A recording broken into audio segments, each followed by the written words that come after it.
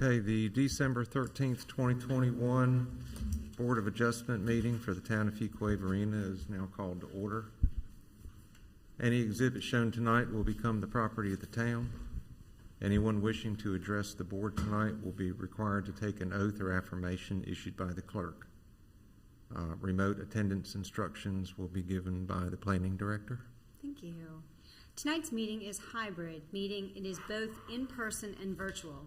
A limited number of citizens from the public have been permitted to attend this meeting in person. 50% of seating availability is permitted by the town at this time for public meetings. Tonight's meeting contains 2 hearings. Due to the hybrid nature of the meeting, attendees will be able to comment both in person and virtually via the Zoom virtual meeting platform. Since this is a quasi-judicial meeting, anyone participating virtually will need to have both audio and video capabilities. Everyone wishing to testify or comment will need to be sworn in. When it's the appropriate time, the chairman will first call on those wishing to address the board that are attending in person, followed by those wishing to address the BOA via the Zoom platform. All attendees that have joined the meeting virtually have joined muted. If those joining virtually wish to address the board related to a scheduled hearing, they will need to notify the town host that they wish to speak. For the public's benefit that may be joining the meeting via the Zoom platform, please press the raised hand button in the Zoom app to notify the town host that you wish to address the board. After an individual has raised their hand, they will enter a queue. When the time for the scheduled hearing begins, the chairman will ask the town host to recognize individuals that have notified the town host they wish to speak by calling out their name. Individuals will be unmuted one at a time and invited to address the board. We ask that all those wishing to address the board begin their comments by clearly stating their name and address for the public record. This concludes the protocol for tonight's meeting. Thank you, Ms. Davidson. All right, has everyone given you their form to be sworn in? Yes. Okay. All right. You can go ahead and swear them in. Okay. If everyone attending at tonight's meeting will please come to the podium. Actually, Ava, we're going to have a line up here. Okay, we're going to line up in front of the podium. Sorry.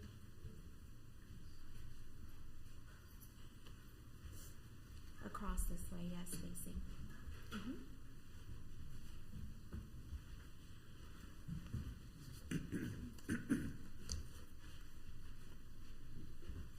Thank you.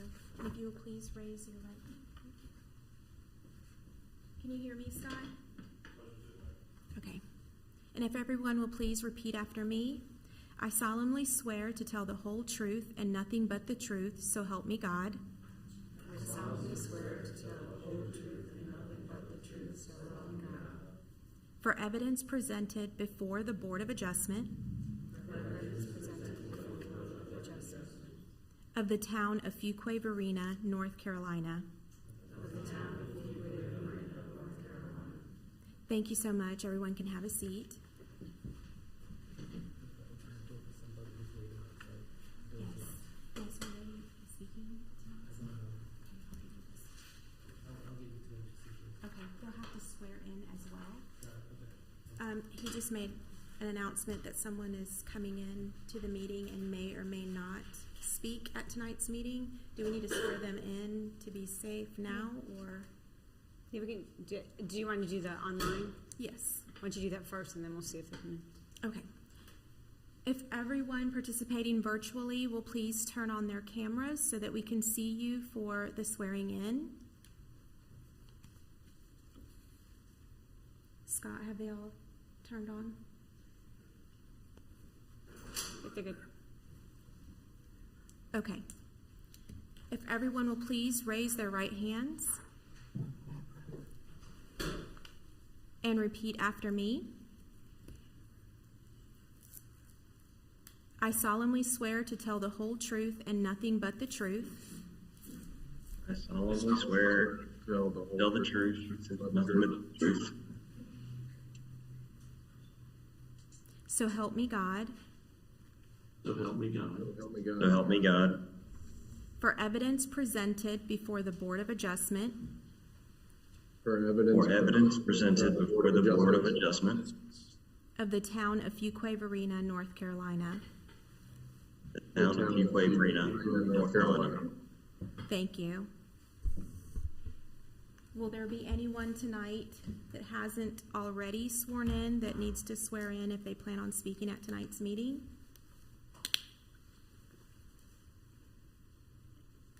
Yes, sir. Have you filled out a form to I'm sorry? Yes, we have a pen for you up front. And at this time, if you could come to the front, in front of the podium, and face in front of the podium and face the crowd, the audience. Can you see him there, Scott? Is that good? Yeah. Okay. Sir, if you'll please raise your right hand and repeat after me. I solemnly swear to tell the whole truth and nothing but the truth. I solemnly swear to tell the whole truth and nothing but the truth. So help me God. So help me God. For evidence presented before the Board of Adjustment For evidence presented before the Board of Adjustment of the town of Fuquay-Varina, North Carolina. of the town of Fuquay-Varina, North Carolina. Thank you so much. And here is a pen. And we just kindly ask that you fill that out and sign it and leave it there at the podium. Thank you.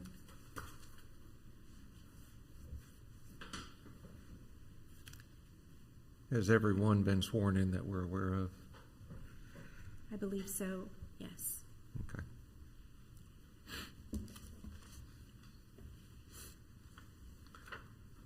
All right, the first agenda item we have tonight is approval of the minutes from the July 13th, 2021 meeting. Is there any comments on those minutes?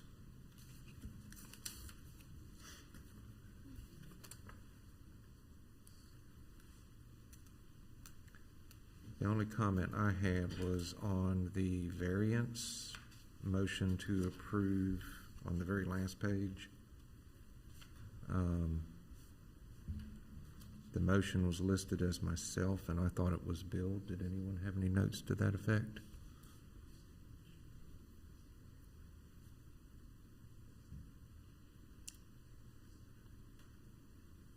I can verify that and give you the minutes at the next meeting to verify that if you'd like. I thought it was me, wasn't it? It was. I thought it was you too. I think it was me. Yeah, we'll make that correction. We will. Okay. Last page of the variance? Yep, Okay. the motion to actually approve the variance, not the finding of facts. So moved. All right, are there any other comments or corrections to the minutes? All right, if not, I hear a motion to approve as amended. So move. All right, do I hear a second? Second. Okay, Angela was second? Okay. all right, all in favor, raise your right hand.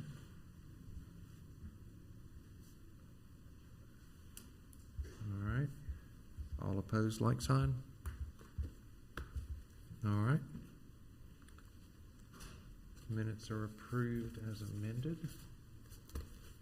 Our second item of business tonight is special use permit petition, St. Wooten Construction Company Incorporated, 3625 Banks Road, PIN 06885429995, BOA SUP 202106. Good evening, Board. I'm sorry? My name is Boyd. I'm sorry, I didn't catch that. Are you ready for comments? Oh, no, not yet, sir. Oop. All right. Would the staff review that for us, please? Sure. I am submitting the agenda abstract and supporting documents into the official records of the town. The purpose of this agenda is to consider a special use permit application, BOA SUP 2021-06, at 3625 Banks Road, submitted by petitioner St. Wooten Construction Company Incorporated. The subject property is located at 3625 Banks Road on a 17.05 acre lot within the town's corporate limits. The existing building on the subject property is currently used as a concrete batching plant. The zoning of the subject property is primarily heavy industrial with small portions of research light industrial and residential agriculture. The surrounding properties to the north and west are all used for a mix of industrial and commercial. An existing railroad right-of-way borders the western boundary of the property. To the south and east is a mix of resource conservation, educational, and residential uses. The petitioner is requesting a special use permit for installing a smaller 672 square foot modular building in place of the two-story building previously approved for batch plant control. The proposed modular building will provide for an office and control room to monitor site operations and traffic flow, and provide amenities for the drivers, including men's and women's restrooms and lockers within the heavy industrial zoning district as required by section 9-1255N2, batching plant, asphalt, and concrete of the land development ordinance. This use will be in addition to the current and continued use as a concrete batching plant. BOA SUP 2020-03 was approved on July 14, 2020 for a two-story, 1,536 square foot batch plant control building. I'm available to answer any questions. All right, are there any questions by the board for staff? All right. Having heard none, is there anyone here to speak in favor, or, the petitioner? Could the petitioner come forward?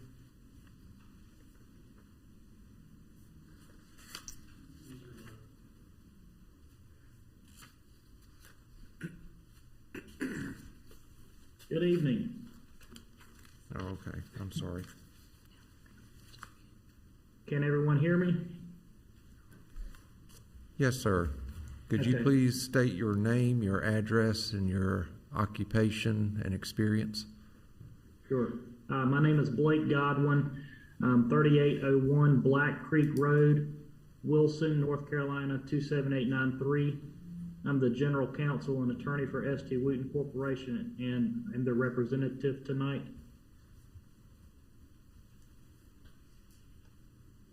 All right, thank you, Mr. Godwin. Would you like to go through the petition for us? Yes, sir. I also would like to introduce our engineering firm. We have Steve Oliverio along with us. He's also available to answer any questions by the board or the staff. He's prepared a lot of these documents and is available to answer any details that you may have to any questions. As the staff just explained, this is a reconsideration for a previously granted special use permit. When we went back to the site, we decided that we could use a smaller facility to accomplish what we needed, and this is a different type of building, and that's why we're back in front of the board to petition for this special use for this new modular facility.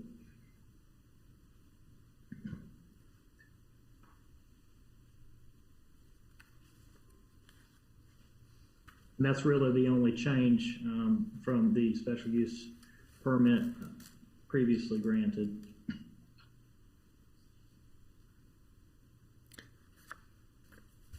All right, sir, will you go through each individual finding of fact and so they can be read aloud and entered into the record, please? Certainly. We'll find it on our application. The first finding of fact is the proposed use will or will not materially endanger the public health or safety if located where proposed and developed according to the plan as submitted. Our statement is the proposed use will not materially endanger the public health or safety if located where proposed and developed according to the plan as submitted. The proposed control room, office, modular building will enhance the on-site health and safety of its employees, truck drivers, and its visitors. This is an updated request for the previously approved SUP case number BOA-SUP-2020-03 and is simply substituting a smaller modular building in place of the two-story building previously approved. The second finding being the proposed use meets or does not meet all required conditions and specifications. The petitioner's response is the proposed use meets all required conditions and specifications.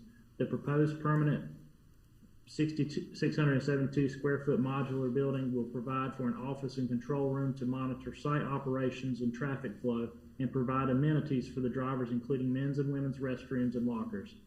The modular building shall conform to all current, local, and state building codes.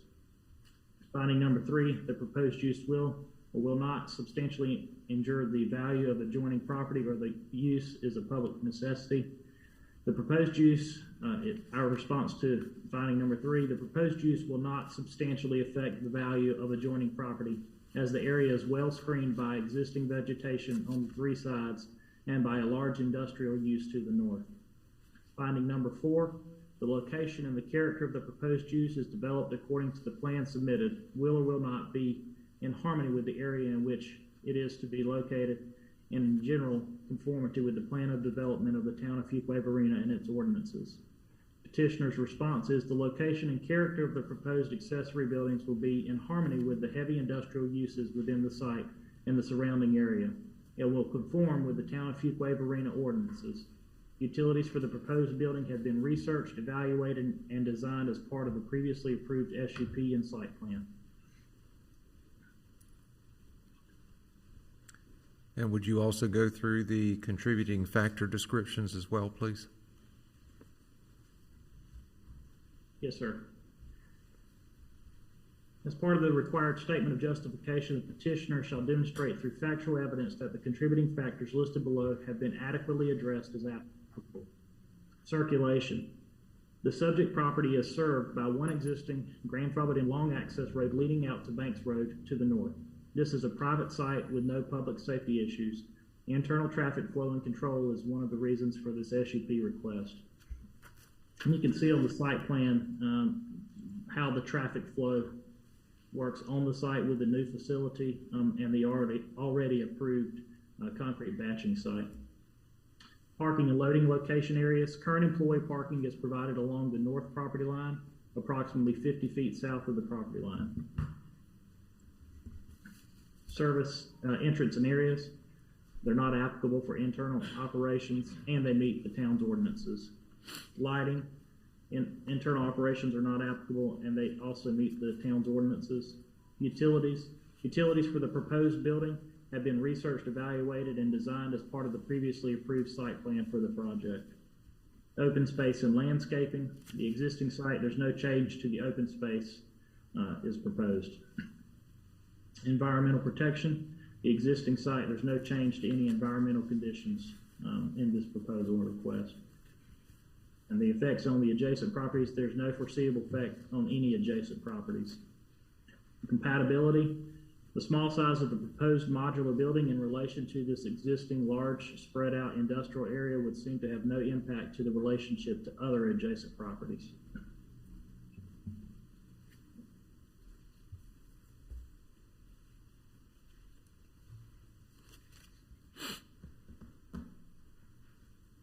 All right. Thank you, sir. You're welcome. Are there any other comments by the petitioners? Steve, do you have anything you'd like to add? I think he has his hand raised.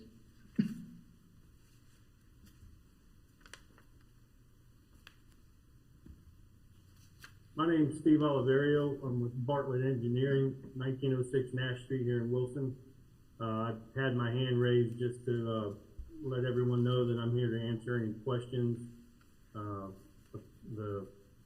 The proposal as read is what we submitted, and happy to answer any questions. This is just a redo of the SUP that had expired given the time after it was approved, so we needed to come back. And in between that time, SG Wooten had decided to downsize the proposed building. So that's why we're in front of you. And after this, we'll need to process an amended site plan through the town to show the new building, and we're happy to answer any questions. All right, thank you. Is there anyone to speak in support of this petition?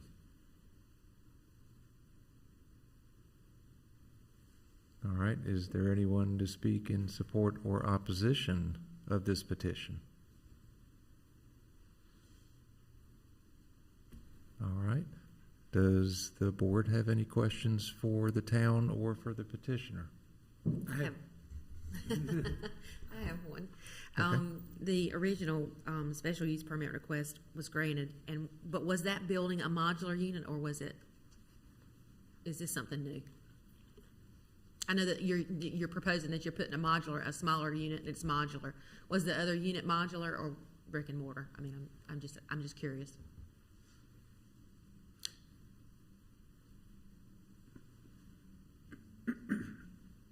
Go ahead, Steve.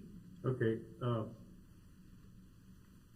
Mr. Chair, members of the board, the previous building was actually a stick-built frame, two-story building, more than double the square footage. And in the time between that was approved and now, obviously, building costs have gone up, and they took another look at it and decided they didn't need that much square footage. So that is why we're proposing the newer, smaller modular building. Okay, thank you very much. Thank you. So I have a question for the town. Is the special use permit because it's a smaller building than was approved, or is it because it's a modular building? Neither. So a special use permit is required for any modification to a concrete batching plant, for Okay. one. And for two, they have 1 year to get a building permit issued after a special use permit has been issued and that expired. Gotcha. Thank you.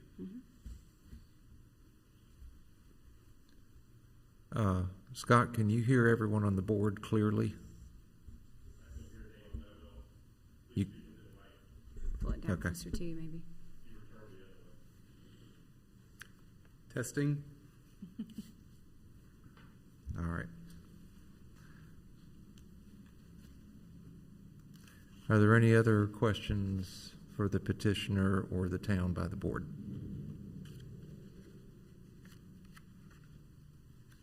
All right.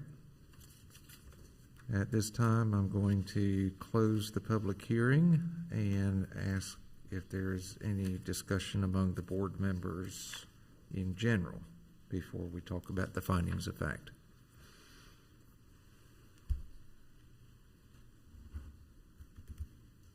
All right. Does anyone have any discussion on findings of fact number 1?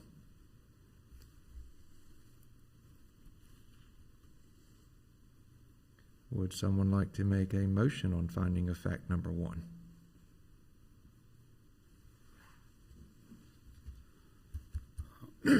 Okay. The proposed use will not materially endanger the public health or safety if located where proposed and developed according to the plan as submitted, because of the providing of the on-site health and safety for the employees, truck drivers, and visitors. All right, you've heard a motion. Do I have a second? Second. Okay. All in favor, raise your right hand. All opposed, like sign. All right, any discussion on finding of fact number 2?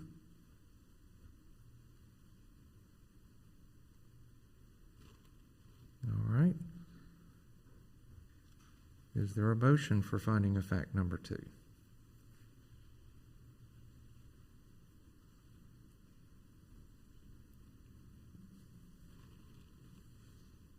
I'll make a motion on finding of fact 2 because the proposed use does meet all required conditions and specifications. Because the proposed use meets all required conditions and specification. The proposed permanent 1,672 square foot modular building will provide for an office and control room to monitor site operations and traffic flow, and provide amenities for the drivers, including men's and women's restrooms and lockers. Modular buildings shall conform to all current local and state building codes. All right, you've heard a motion. Do I have a second? A second. Okay. All in favor, raise your right hand.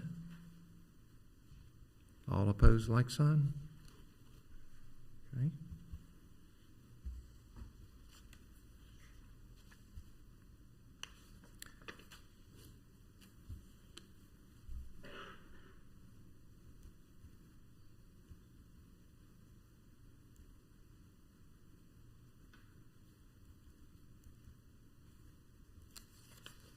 Is there any discussion on finding of fact number 3?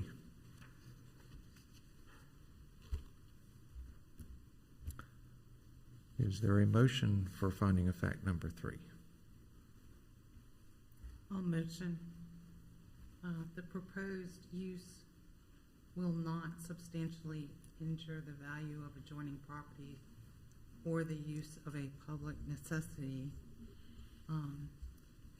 because it is well screened by existing vegetations on 3 sides and by a large industrial use to the north.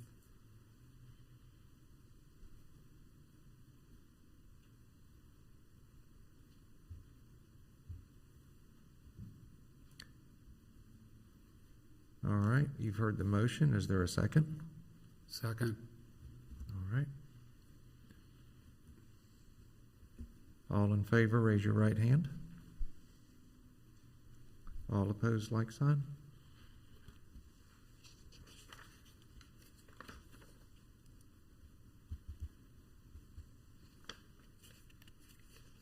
Is there any discussion on finding of fact number 4?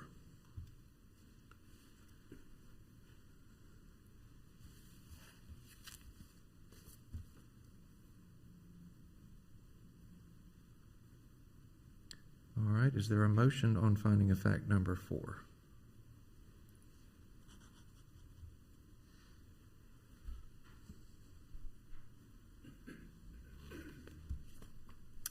I'll make a motion that the location and character of the proposed use, if developed according to the plans submitted, will be in harmony with the area in which it is to be located and in general conformity with the plan of development of the town of Fuquay-Varina and its ordinances, because it is an existing use and there is no change of use.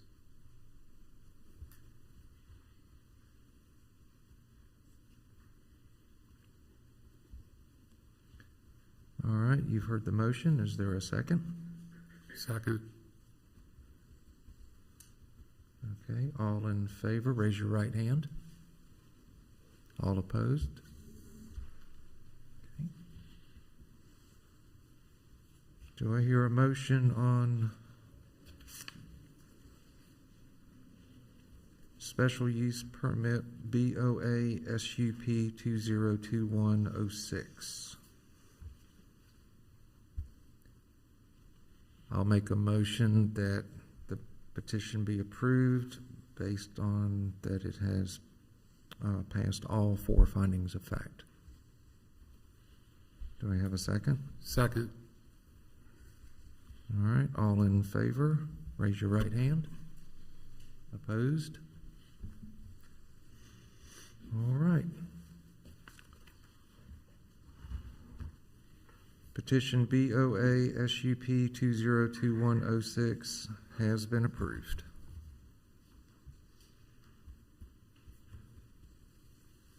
Thank you all for your time.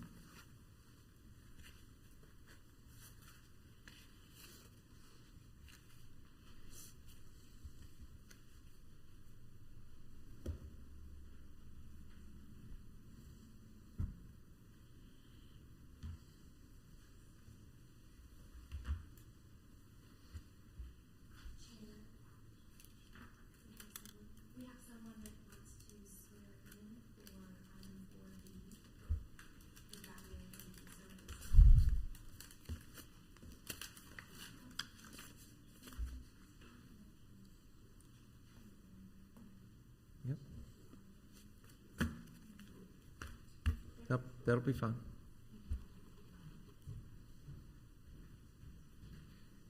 That'll be fine. You want to go ahead and do it now? It's a good time for it.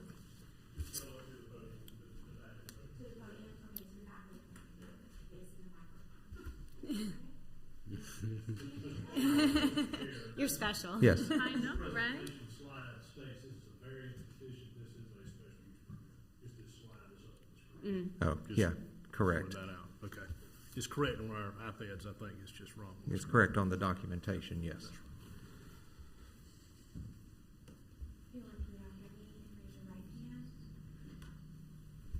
I solemnly swear to tell the whole truth and nothing but the truth, so help me God. I solemnly swear to tell the truth and nothing but the truth, so help me God.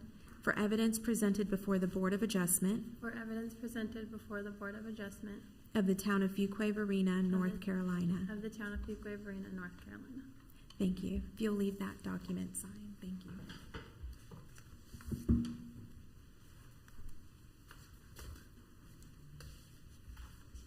Okay, the next agenda item is special use permit petition 5744 Hilltop Needmore Road, PIN 06685388807,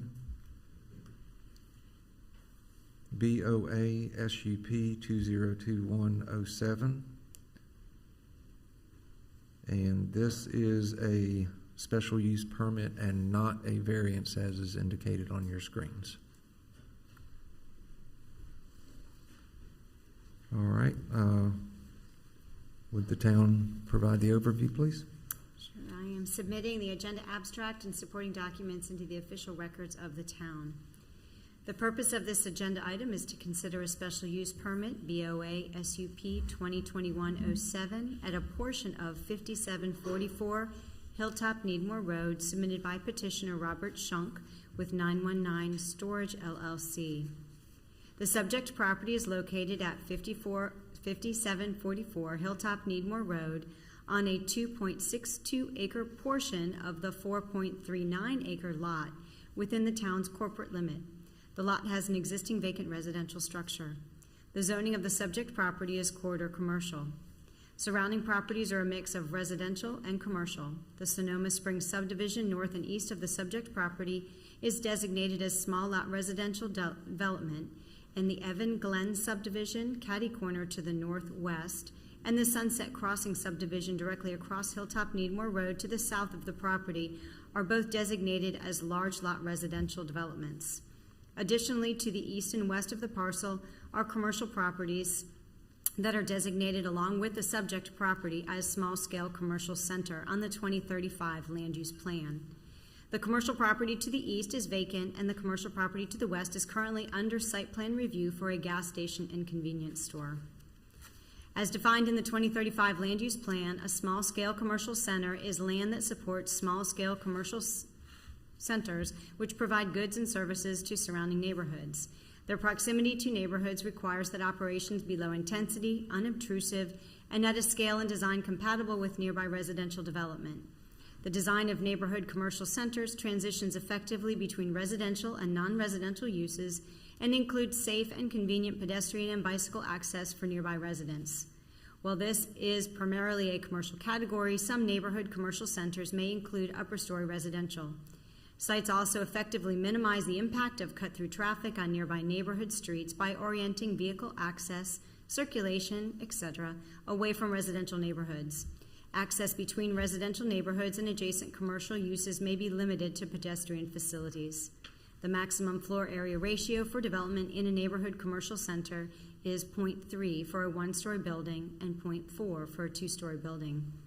The petitioner is requesting a special use permit to allow for development of a storage facility in the corridor commercial zoning district, as required by the permitted use table in section 9-1254 of the Land Development Ordinance. As shown on the submitted plan, 2.62 acres of the 4.39 acre site is presented for the special use permit, with the remaining 1.57 acres to be subdivided as future commercial outparcel. Vehicular access will be provided from Hilltop Needmore Road via a proposed shared driveway with the property to the west 6437 Sunset Lake Road, and a private drive extension of the existing public stub road, Annabelle Drive, to the east. The perimeter buffers being proposed at this time meet the town's requirement and include a 15-foot type C buffer to the west, a 50-foot type A buffer to the north, a 40-foot type A buffer to the east, and a 30-foot type C buffer to the south. The requirements for the proposed perimeter buffer to the south is subject to modification pending determination of the proposed use of the outparcel. Parking, stormwater control, lighting, and landscaping will comply with the town's current standards for such. In addition to this submitted plan, the following site-specific conditions are offered by the petitioner. 1. Access to the facility is restricted from 11 p.m. to 6 a.m. every day. 2. Outdoor equipment and vehicular storage is prohibited. 3. No exterior dumpsters shall be permitted. Solid waste will be limited to office staff. 4. Lighting shall be restricted to 0.5-foot candles at the internal edge buffer line adjoining a residential zoned property. And 5. Any buffer adjacent to a residential zoned property shall be planted with 100% evergreen plantings. The property has not been the subject of previous cases seen by the Board of Adjustment. I'm available for any questions. All right, thank you.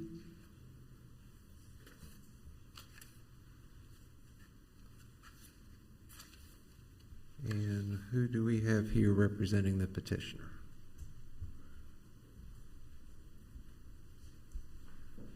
Good evening, Mr. Chairman, members of the board. My name is John Adcock with the Adcock Law Firm located at 202 East Academy Street in Fuquay-Varina. I represent the applicant for the special use permit, which is 919 Storage LLC.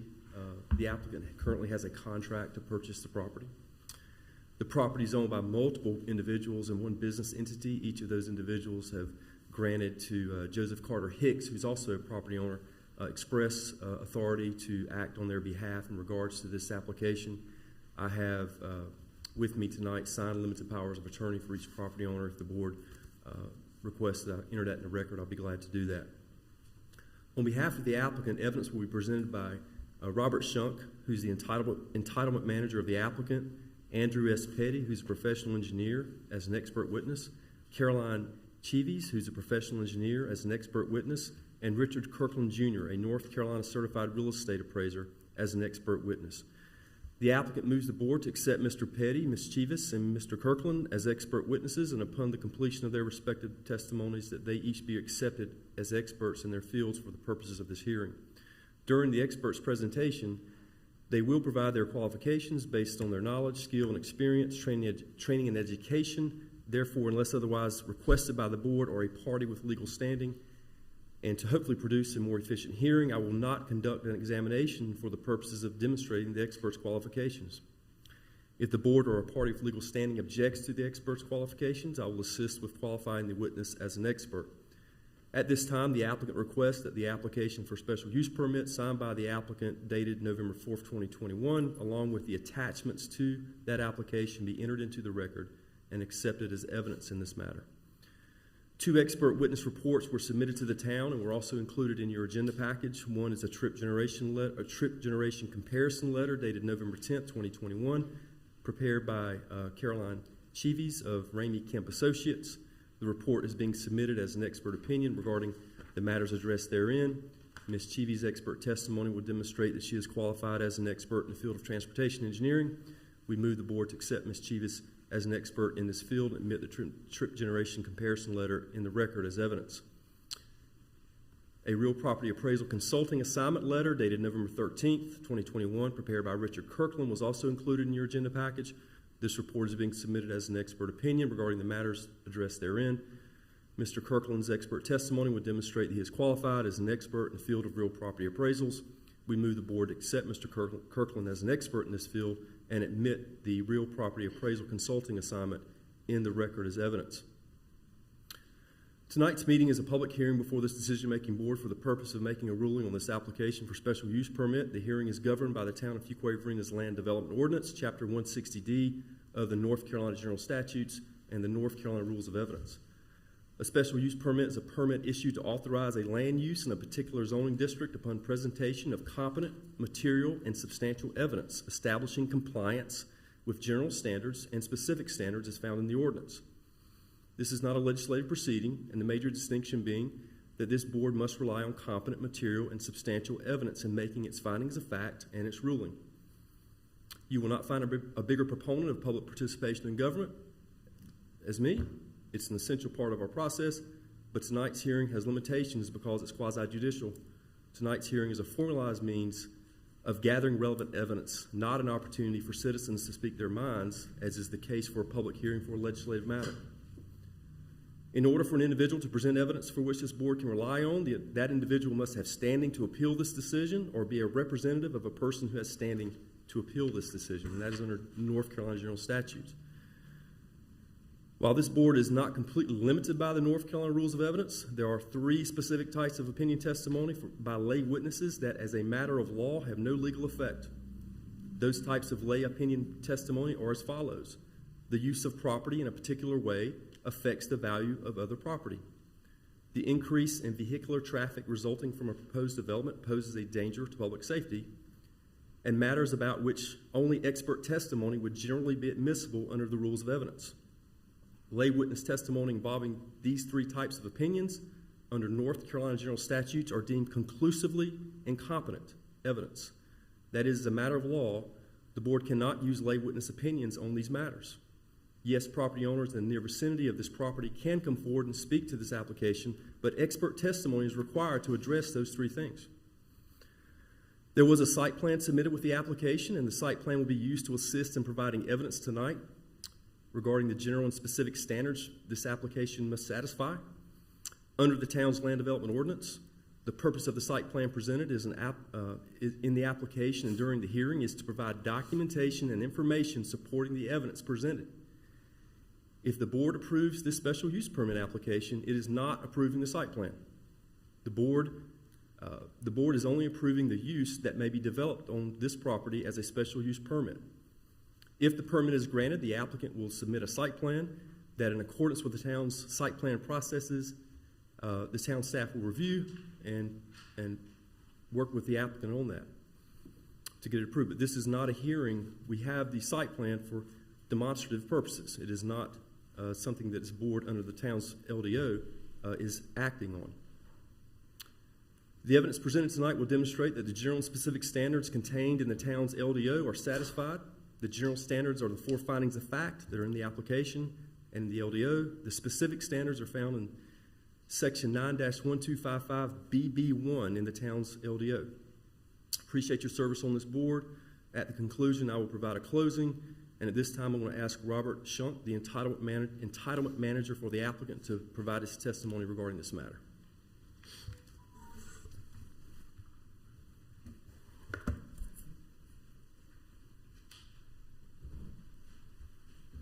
Thank you, John. Good evening. Thank you for allowing us to present to you this evening.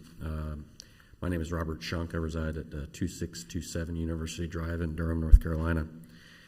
919 Storage is the entity we develop all of our storage units under. We chose this location because of the large amount of residential growth that has occurred in this area. Reviewing the planning department's website of the recent activity, we've calculated about 1,500 additional residential homes that have been added to this area. We've also picked this area because of the proximity to the nearby intersection of Hilltop, Needmore, and Sunset Lake Road. In our research, this is one of the most underserved and undersupplied 3-mile radius zones in the Triangle. And as evidenced by some of the maps that have been submitted to you tonight, is located 2 miles from any other storage unit in Fuquay. Additionally, it was already commercially zoned. Some of the positives for climate-controlled self-storage. It looks like an office building, but without windows that would be facing onto the residential homes nearby. And there are no occupancy in the office building or in the storage building. As an asset to the community, we're allowing to allow the growing population to safely secure their storage needs. A climate-controlled storage facility aids in the efforts to increase the availability of affordable housing, providing more adequate footage in the home that can be dedicated to living space and storage versus a storage spaces in their garage or other rooms. A climate-controlled self-storage facility also prevents damage from stored goods caused by extreme humidity and temperature changes. And also for the record, I reviewed the application before you this evening.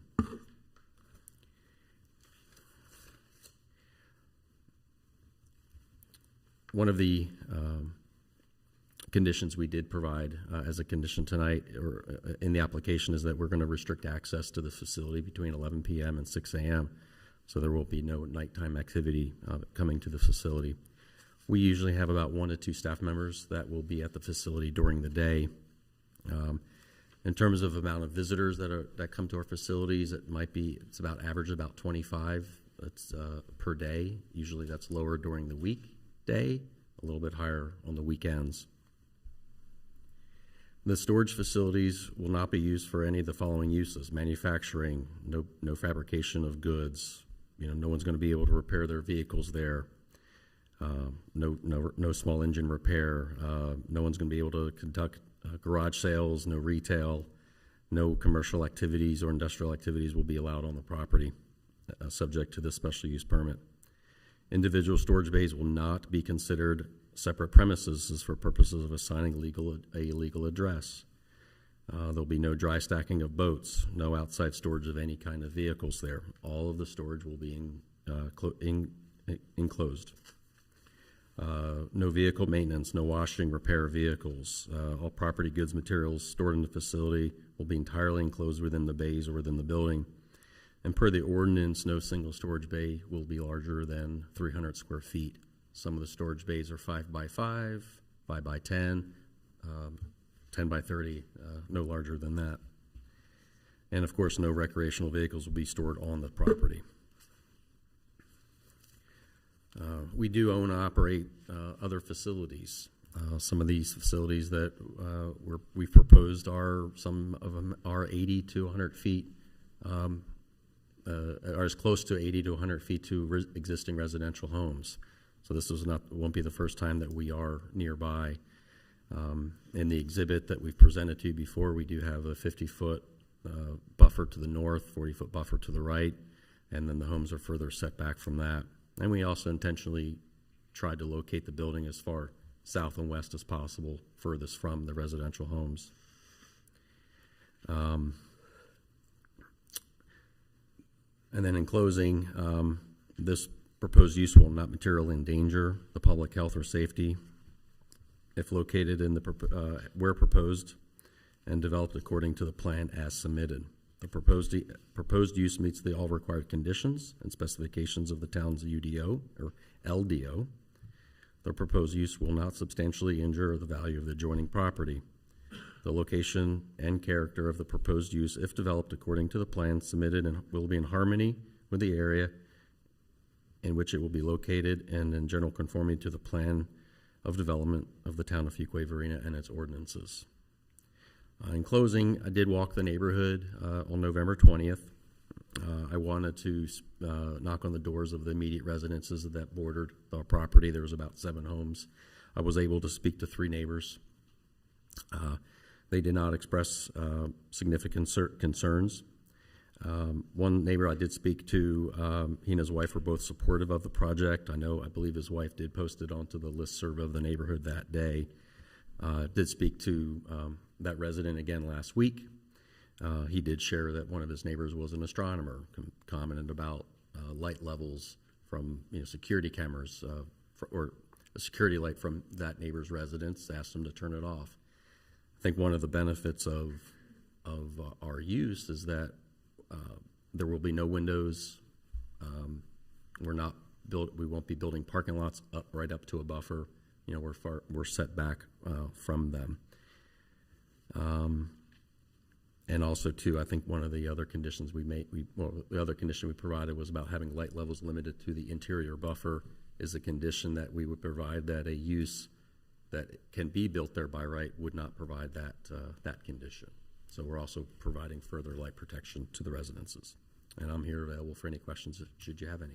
Thank you.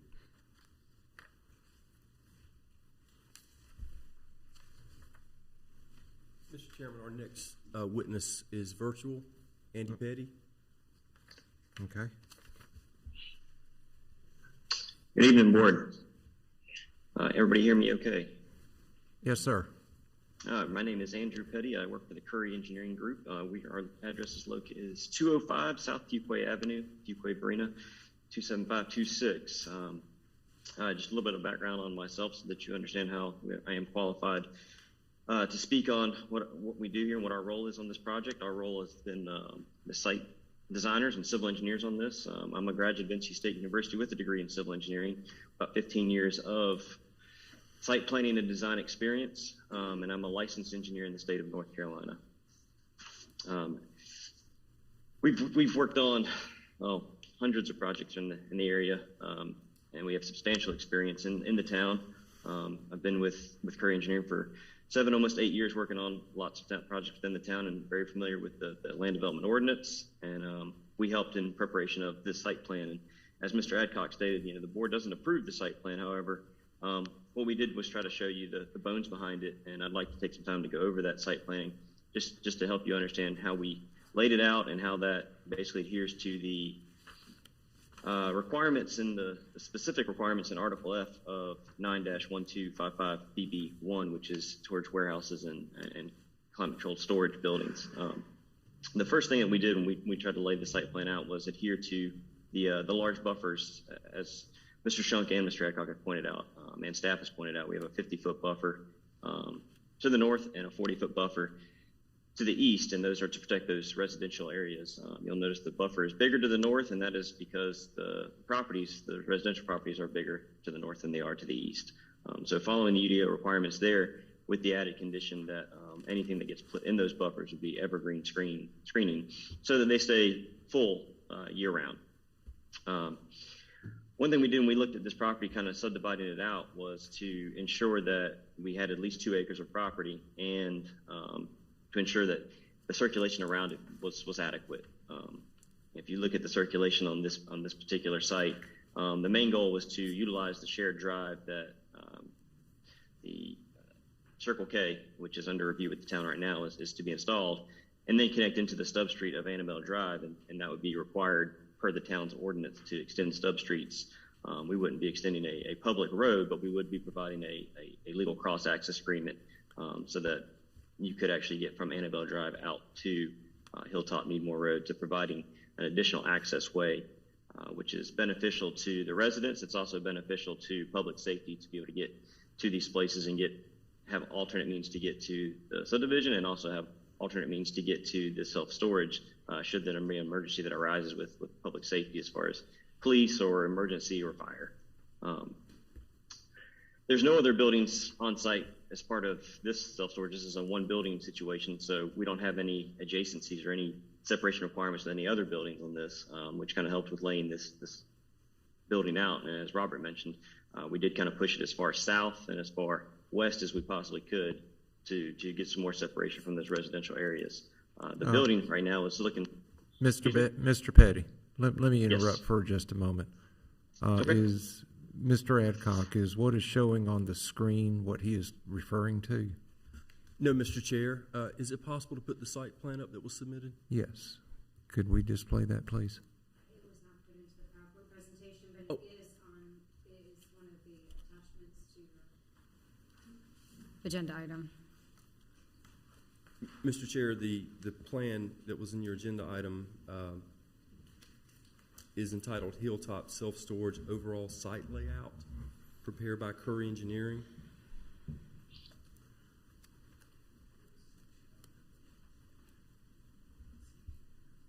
Yeah, C-2.0 is the... Scott, is there any way to plug this into that so the audience can see it?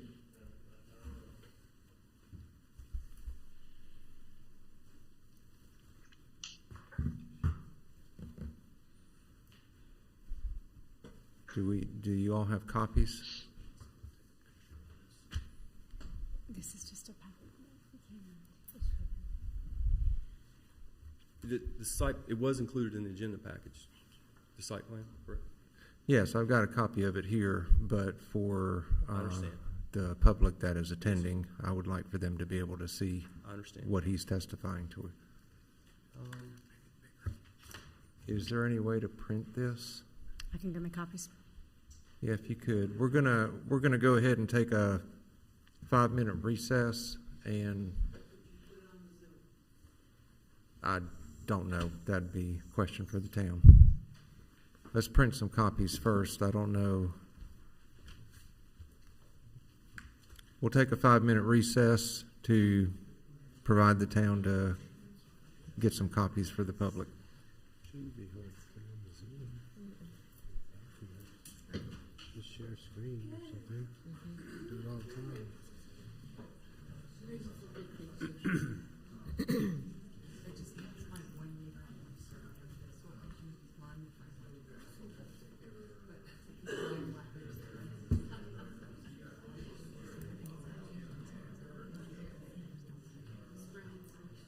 Yeah, I know. This might be a set.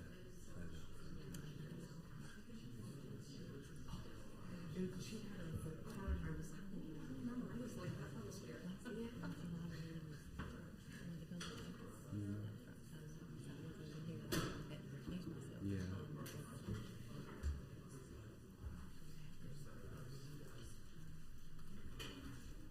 Yeah, yeah, I know. Yeah. I just saw that on here. Yeah. I tried to get sheets.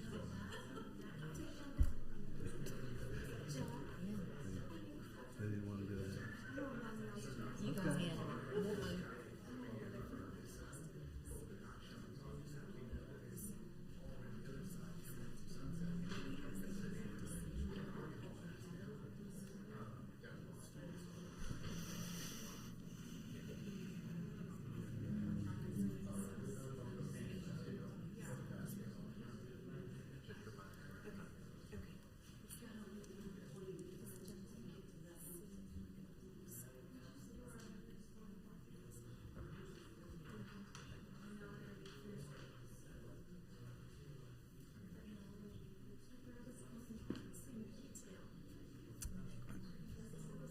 Well, I assume that corner was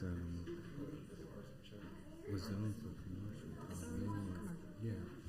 It should, yeah. Yeah, no, I wonder when that produce thing is gonna go. I know, and I love it. That'd be a piece of history right in there. Another piece of history. I hated when the old store fell down. Yeah.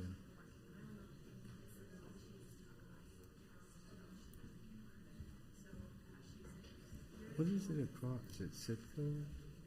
Okay.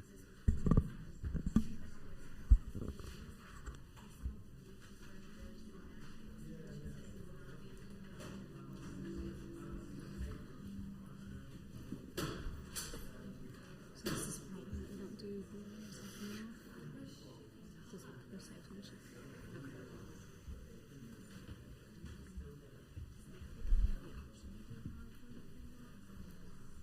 It has to be put in our PowerPoint, but it should have been in our PowerPoint. I think it's Slater that I think that this one. But Slater, we were slapping. So my term was up 3 years ago. And Variance. I guess they'll Probably do, have a site plan. So. go through applications and stuff. I Okay. could stay if I wanted to, but We got it. I'm gonna go to be on the board for Works for me. And do something fun. Yeah. Yeah. I think the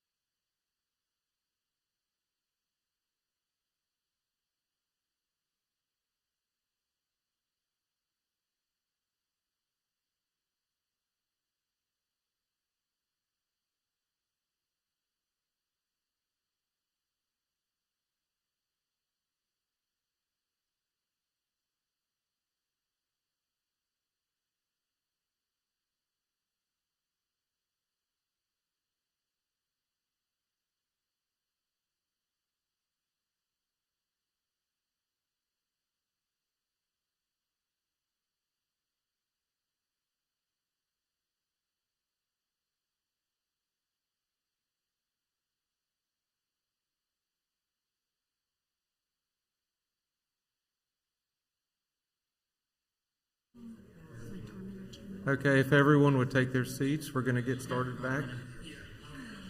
When the announcement to swear in was made, that was needed was to turn on your camera and unmute your mic.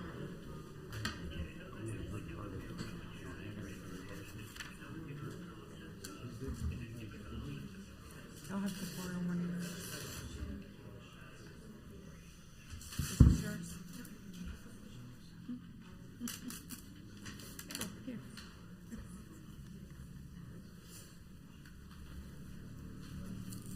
Yeah, I was hoping we were done with all that.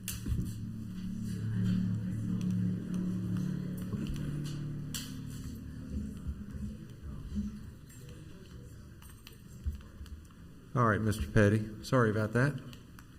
You can proceed, please.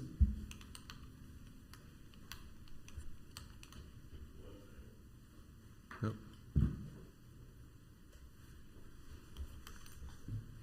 Thank you. Everybody hear me again?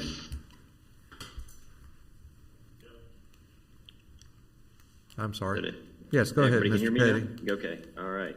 So we'll continue to go through, and as you know, you can get the visual of what was described before about the buffers, the fact that there is no other buildings on the piece that we were looking to get the special use permit, so we don't have any separation requirements there because there's nothing to separate ourselves from. Kind of in line with that as well, what you don't see on the plans, you don't see any fencing because there is no outdoor storage of any type, and it's actually a restricted condition. So you won't see any fencing on this plan. But as you can see, as I talk about circulation, you can see for reference and for your reference, the footprint of what's the proposed convenience store next door to the left, on the left side of the map that you're looking at. Proposing to do a connection in at Hilltop Meemore Road with an exclusive right turn lane into it. That is the drive that I was talking about as we would connect to that. So it would be a shared access drive between the two uses. And then again, extending that stub street from Annabelle Drive west into the site as required by the ordinance. That is the purpose of that street, is to extend it and help get circulation off these main thoroughfares and get them inside and give alternate routes for traffic and for emergency services. One thing that Mr. Shunk was talking about as far as height and lighting and those things is the maximum building height of this building is 50 feet. So, and that's to the top of the parapet. So that's as tall as we can go in this ordinance, and that's the way the building is going to be designed. Right now it's slated for about 3 stories, but still only 50 feet tall is the size we could go. And as such, anything that's roof mounted, air conditioning units, anything of that nature, any equipment would have to be screened per the ordinance, usually used by a parapet wall. One of the other things that we are adhering to in this is that we're required to by the ordinance is not exceeding 20,000 square feet per gross acre of that land that it's on, tying that directly back to the fact that we were just laying the site out and where how much area we needed for the special use permit was ensuring that we met that criteria and met that requirement. As we look at it, and Mr. Shunk kind of alluded to this a little bit, is the need here. There should be an exhibit in your packet that shows the location of self-storage units in proximity to this one, and there's not one within 1,500 feet, which allows us to adhere to the LDO section in doing the self-storage building in this location. We feel like putting it in here adjacent to the residential is creating an amenity for that neighborhood, and tying that in with Annabelle Drive, and not only from the vehicular circulation but also the pedestrian circulation by extending sidewalk in, so that there can be that adjacency in the use between the two types of uses there. One thing to note is that each story in this building, in the 3 stories, will all be climate controlled, and they will all have, any exterior doors will not open up to where you can see inside of any storage building. You would be able to just see into like a hallway or a stairwell or the office component of the building, but not into the individual storage units themselves. That is to help with aesthetics and to help ensure that what you're looking at is an attractive building. And as such, we've put all the doors away from any residential lot that's out there. The building is going to be designed in accordance with the LDO of Article H, and some of those things will be having two facade materials and there's no windows along any side of the building where there's residents, so you can't look out nobody can look outside the storage unit and look into anybody's backyard or anything like that. That kind of goes into our condition with the buffers and the evergreen plantings, is to ensure that it's a good looking building, but not everyone wants to see it from their residential backyard and doesn't want anybody to see in their backyard from it. So we can enjoy it from afar, but ensure that the residents and that we're being good stewards and good neighbors to those residents. One of the things to emphasize on the lighting is the lighting requirement in the town of Fuquay limits your foot candles and how much lighting you can have spill over at the property line. What we've done as part of a condition is we've limited that to the edge of the buffer line itself, so to really further take that lighting back and really concentrate it internal to the site and prevent it from wanting to get anywhere outside of the site limits and having any light spill over in anybody's backyard.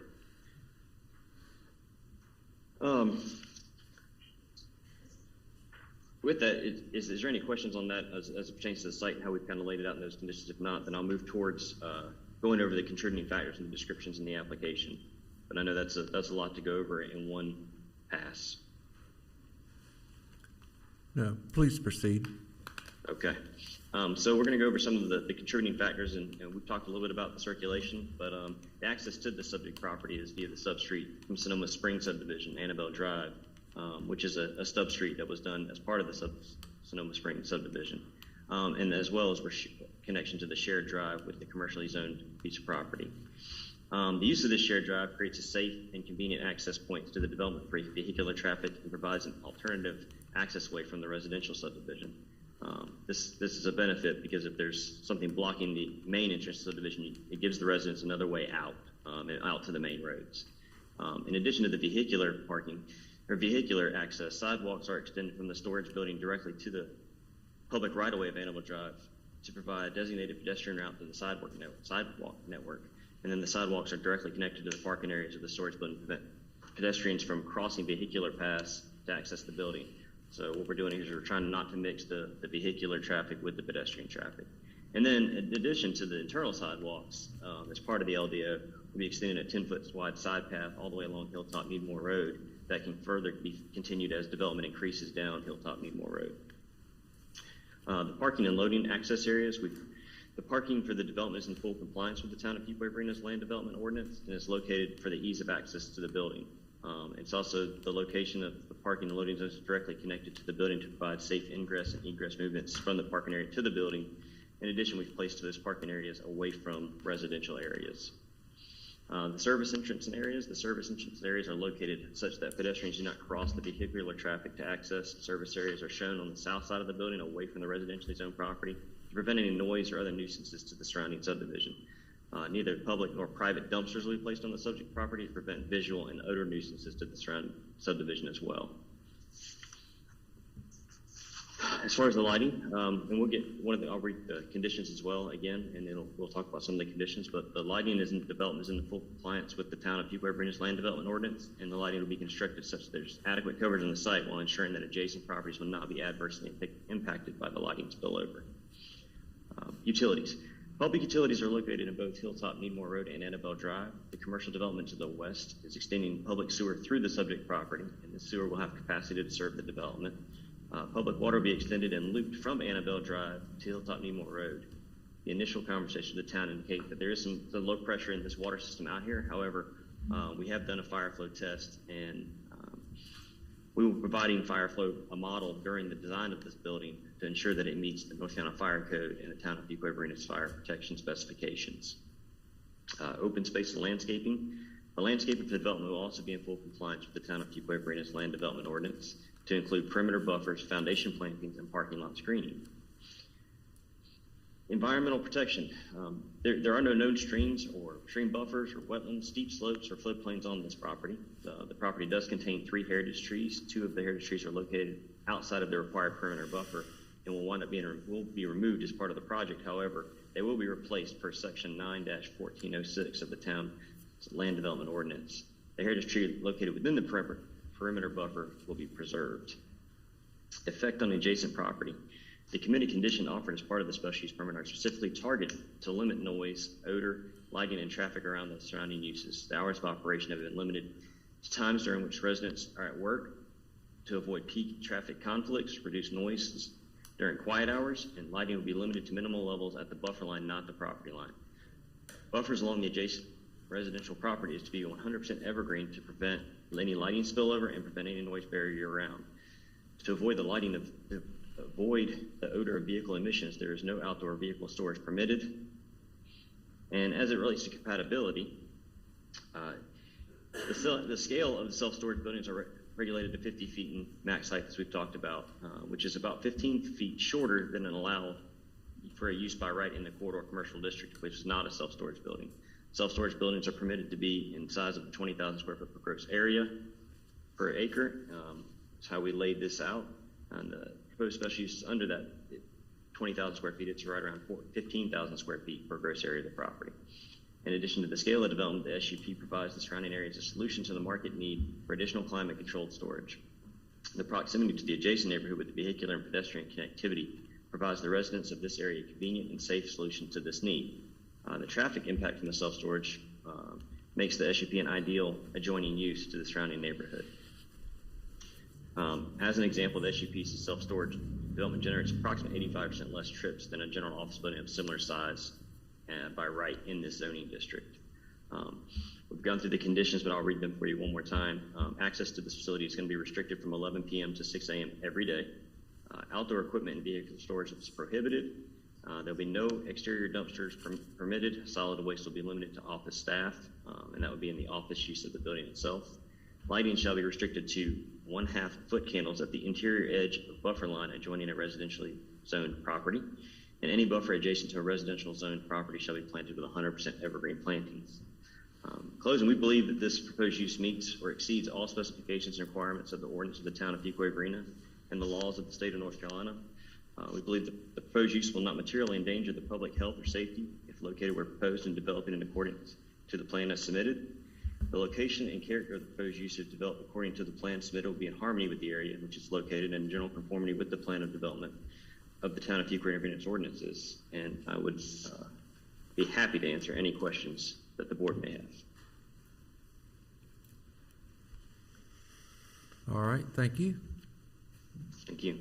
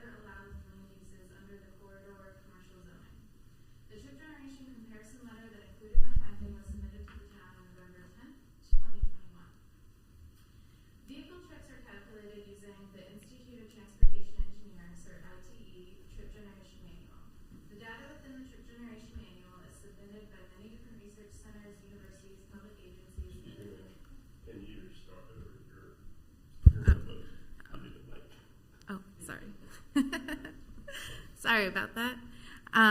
Hello, thank you for having us here.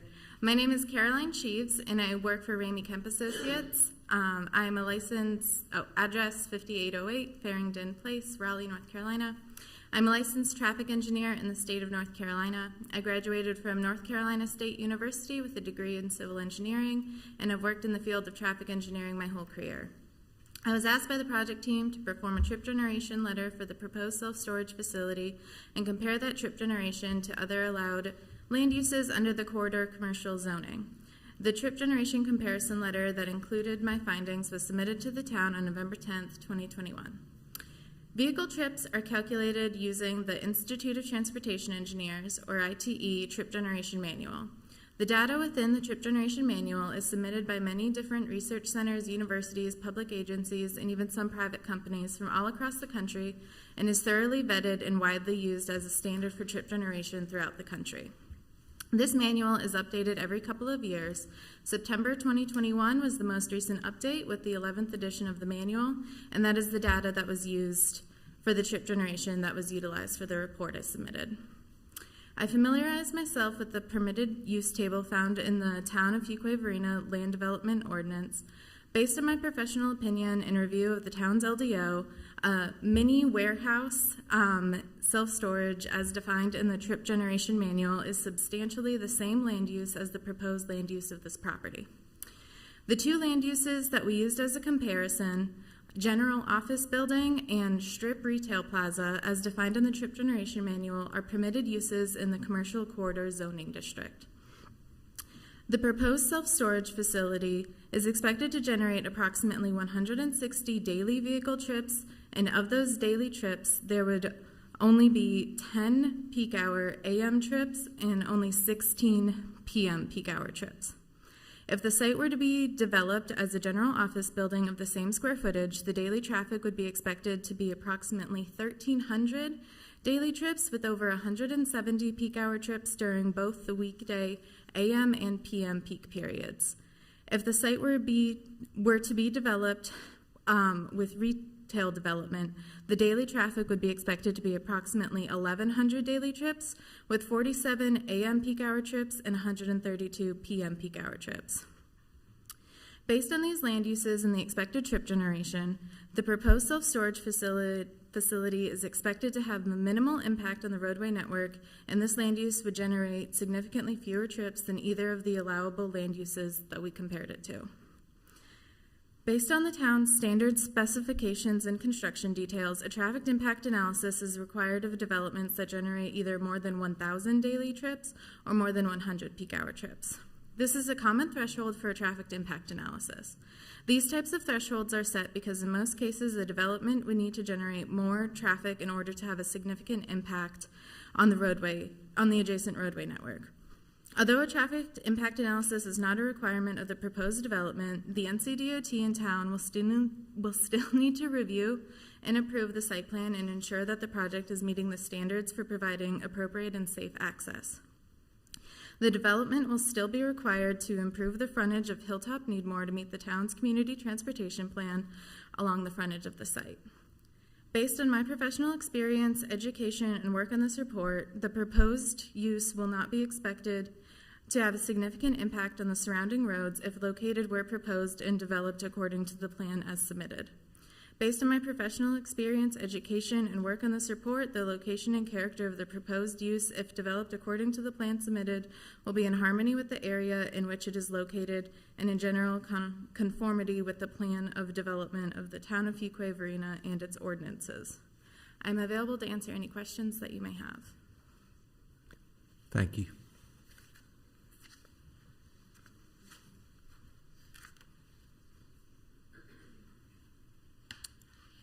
I'll try to make sure I don't turn off your mic.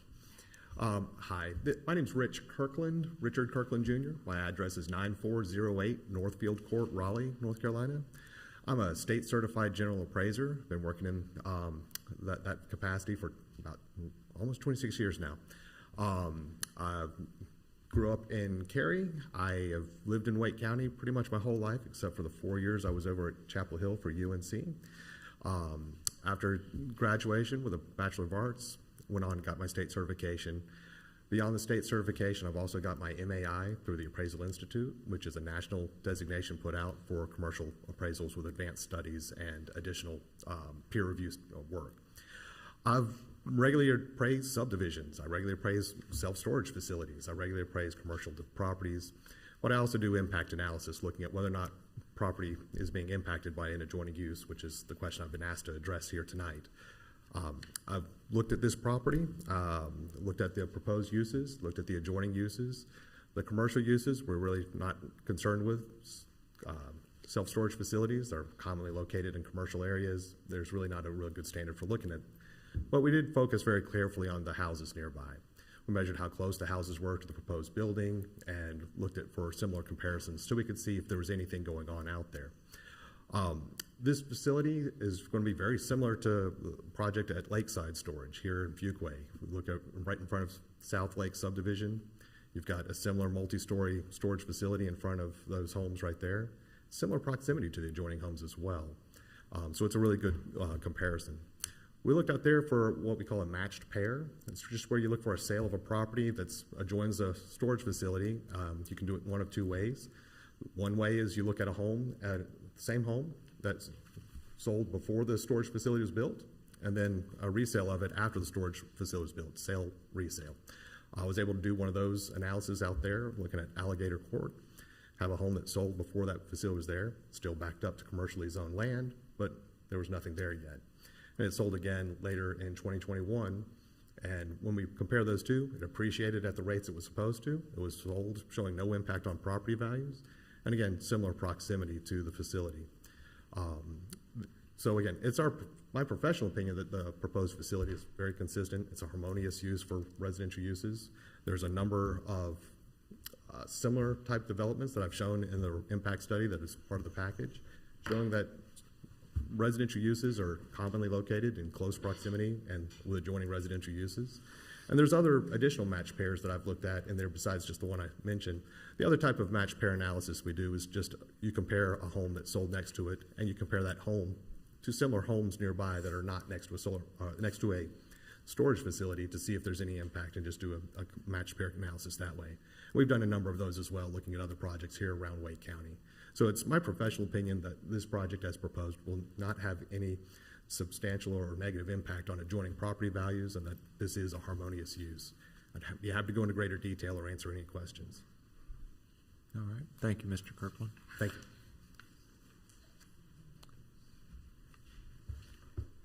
Mr. Chairman, in closing for the applicant's case, on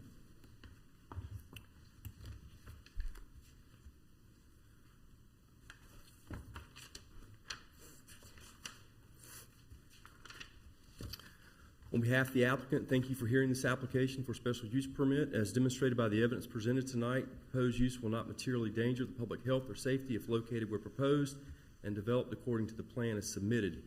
The proposed use will have a minimal impact on the surrounding roadway network, and the proposed use is expected to have a low volume of traffic compared to other possible permitted uses in this zoning classification. The specific standards for the proposed use found in section 9-1255BB of the town's LDO address public safety concerns.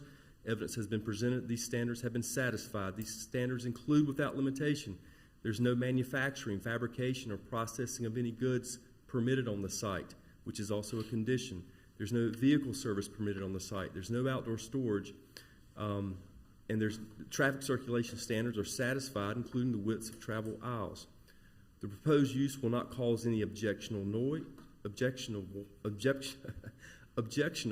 noise, vibrations, fumes, odors, or physical activity. The project engineer has stated that the building and the use will be constructed and operated in conformity with the town of Fuquay-Varina's codes, including the North Carolina State Fire Code. The proposed use meets all required conditions and specifications. This includes the general conditions as well as specific standards found in 9-1255BB. As previously discussed, tonight the board is making a ruling on the use of the property. There are still additional levels of standards and specifications that will be addressed during the site plan process as well as the building plan review process. And of course, it will have to be demonstrated that the site plan and the building plans meet the standards of the town as well as the standards and laws of the state of North Carolina. The proposed use will not substantially injure the value of adjoining property. The applicant's expert has demonstrated that matched pair analysis shows no negative impact on adjoining homes to self-storage facilities at distances where homes are closer to the facility than is proposed for the subject property. It's also been demonstrated that there is no basis for an impact on value for adjoining residential dwellings at this subject property based on the proposed use. The proposed project adequately protects other property from potential adverse effects of the proposed development. The proposed use will not substantially injure the value of adjoining or abutting property. And it's also been demonstrated that the use is consistent with the town's LDO's provisions and is in harmony with the town's land use plan, the town's LDO, including the scale, bulk, coverage, density, and character of the area in the neighborhood in which it's located. The location and character of the proposed use, if developed according to the plan submitted, will be in harmony with the area in which it is to be located and in general conformity with the plans and development of the town of Fuquay-Varina and its ordinances. If the specific standards for the special use permit application are satisfied, then the proposed use is consistent with the town's land use plan. There was no requirement for rezoning, nor the need for an amendment to the land use plan. Therefore, as a matter of public record, if the specific standards are addressed, the proposed use should be determined to be consistent with the land use plan. In the commercial corridor zoning district where this is located, based on my own count, I counted over 70 permitted uses. So this is a special use in that zoning classification, but there are over 70 permitted uses as a matter of right in this zoning classification, which means those permitted uses would not need to come to the board for a special use permit, nor go before the town board for rezoning. Those uses include bar, nightclub, restaurants, office buildings, hotels, game rooms, retail sales and service, brew pubs, schools, places of worship, electrical substations, banquet halls, conference centers, stadiums and arenas, daycares, hospital, medical centers, to name a few.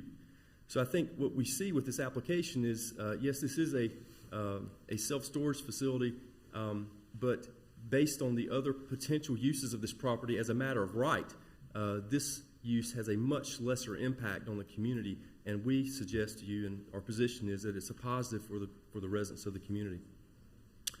The proposed use is consistent with the spirit and intent of the town's land use development ordinance, and the applicant's position is that all of the general and specific standards have been satisfied with the evidence as presented, and we ask that the board grant this approval, and again, we'll be glad to address any questions if there are any of the board. Thank you. Thank you. Does anyone on the board have any questions for the town or the petitioner?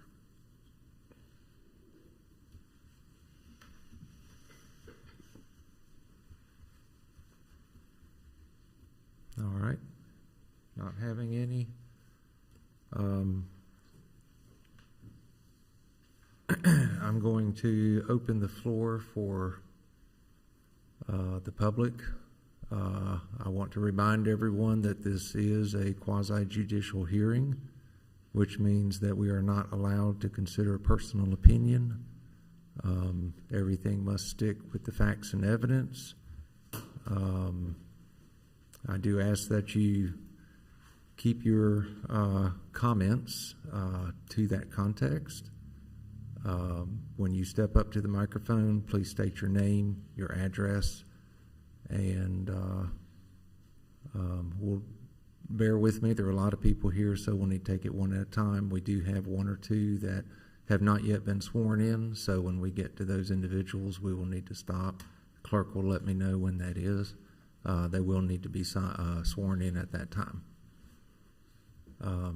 So I will open the floor to anyone who wishes to speak in support of the petition.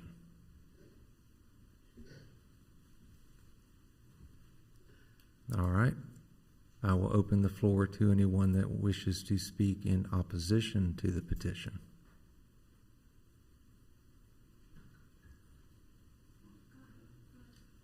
And if you want, you can actually start lining up so we'll know who's going first and next. Hi, my name's Kyle Flanagan. I live at 4044 Bostwick Drive in Fuquay-Varina, right in the Sonoma Springs community. With a lot of the paperwork that I've read with this project, along with everything that was spoken earlier here tonight, I heard a lot about how it would provide no negative impact to the community as a whole. I did not hear anything about how it would provide a positive impact to the community as a whole. Many people here, as well as myself, whether you were born in Fuquay or you moved out here, you did it for a variety of reasons. The area that this project is looking to become a part of is a small community. Everything in the area, and it was mentioned earlier about a 3-mile radius. About 90 to 92% of all property in a 3-mile radius around this project is zoned either residential or agricultural. And a lot of people moved out there for that reason. In addition to that, it was also brought up that there is not another storage unit within a 2-mile radius from this facility. However, if you look out into a 5-mile radius, there is over 18 storage units in the general area of this project. Quick Google search, I pulled up 12 of them earlier this afternoon, was able to get in touch with 10 of them. 2 of them were closed today. All 10 of which had storage units available for rent immediately. So not only in terms of that, but with the plans that sit before you, they are tapping into Annabelle, which is a private drive for a small, like I said, a small community. So with the traffic and the children and everybody that's walking around these streets and calling this neighborhood home, you're going to have the additional traffic that's going to be coming in for everybody that would be visiting the storage unit, as well as this gas station next door. And I'm sorry, I do have some notes here. So with all that being said, is this a net neutral, or is this a positive impact to the community as a whole? Was my main question. And with everything I've heard here tonight, I don't hear how it's going to be a positive impact on this community. With the direct impact to not only Annabelle, but to the traffic and the street at Hilltop Needmore as a whole, what makes this plot of land the right plot of land in this area for this storage unit? There are other plots of land, if we go back to the plot plan from the zoning and the GIS maps, directly west of Sunset Lake, north of Bass Lake, there's a 14-acre parcel, which doesn't directly border any residential communities. In addition to that, about 4 miles, three-ish miles away down Hilltop Needmore, across from the food line next to Hilltop Church there, where there's going to be much more traffic and a much more driven area. There is also a 4.4 acre plot of land that does not border a residential community. So with all that being said, I don't feel that this project values the area that it's trying to become a part of. Thank you. Thank you, Mr. Flanagan.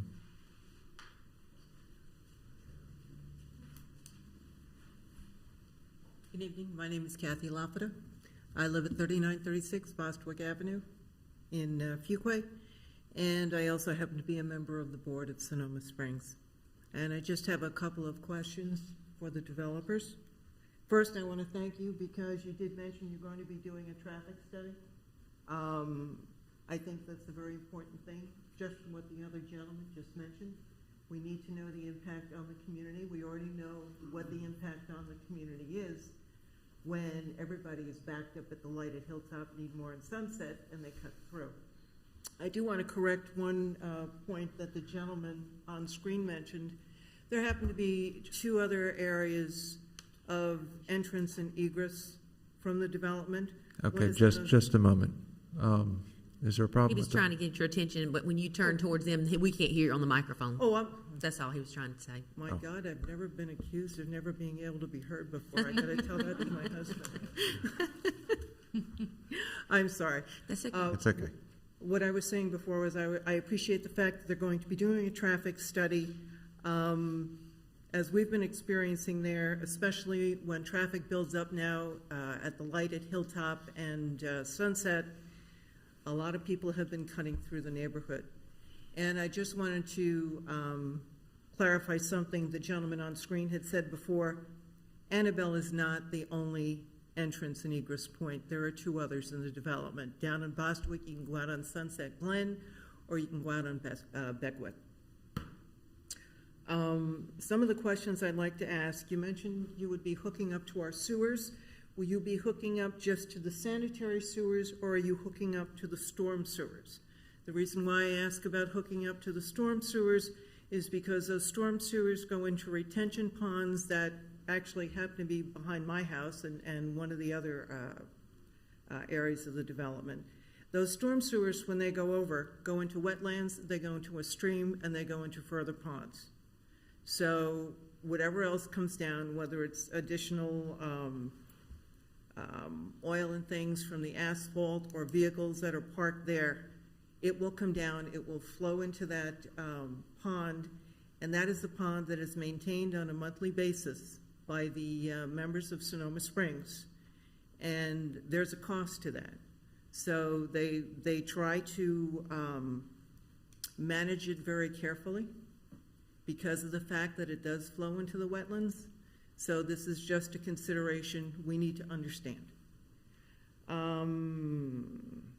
Finally, the last point I have, and I'm not quite sure how you would do it because I don't own a storage unit.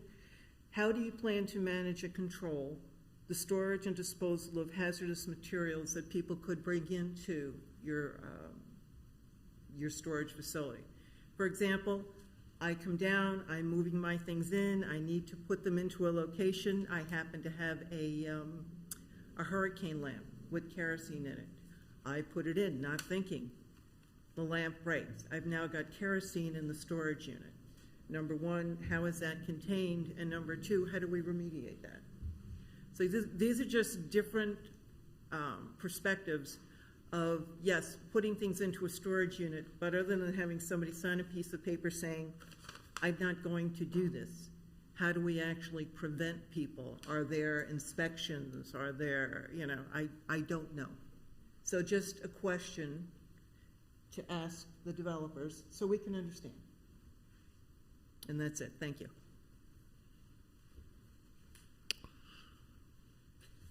Thank you. Can I ask a question of the town? Or no? Yes.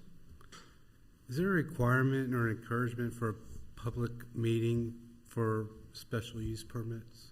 There is not a requirement like there would be to a rezoning. Okay, thank you. I'm sorry, could you repeat that? The question was, is there a requirement or encouragement for a public meeting prior to a special use permit hearing? Oh, prior to? Yes. Right. A neighborhood meeting is a requirement for rezoning, but it's not a requirement for a special use permit. Okay.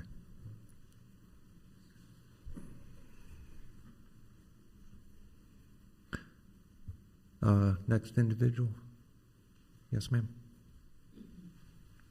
Hi, my name's McCall Linares. I'm at 5173 Coping Cove. You can see my backyard on the plans.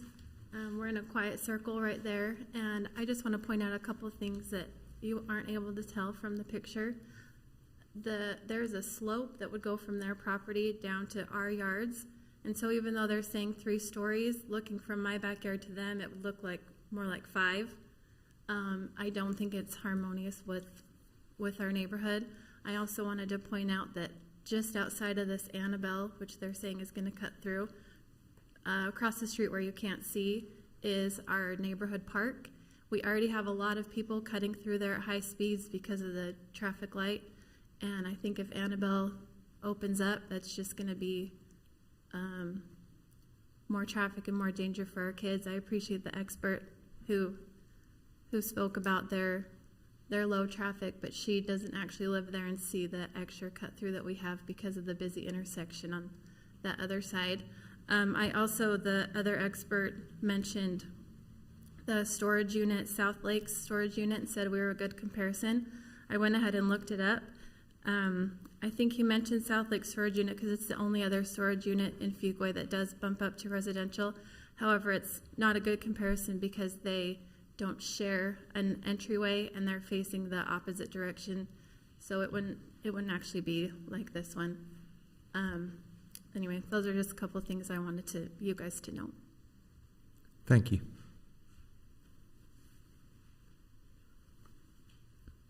Next person.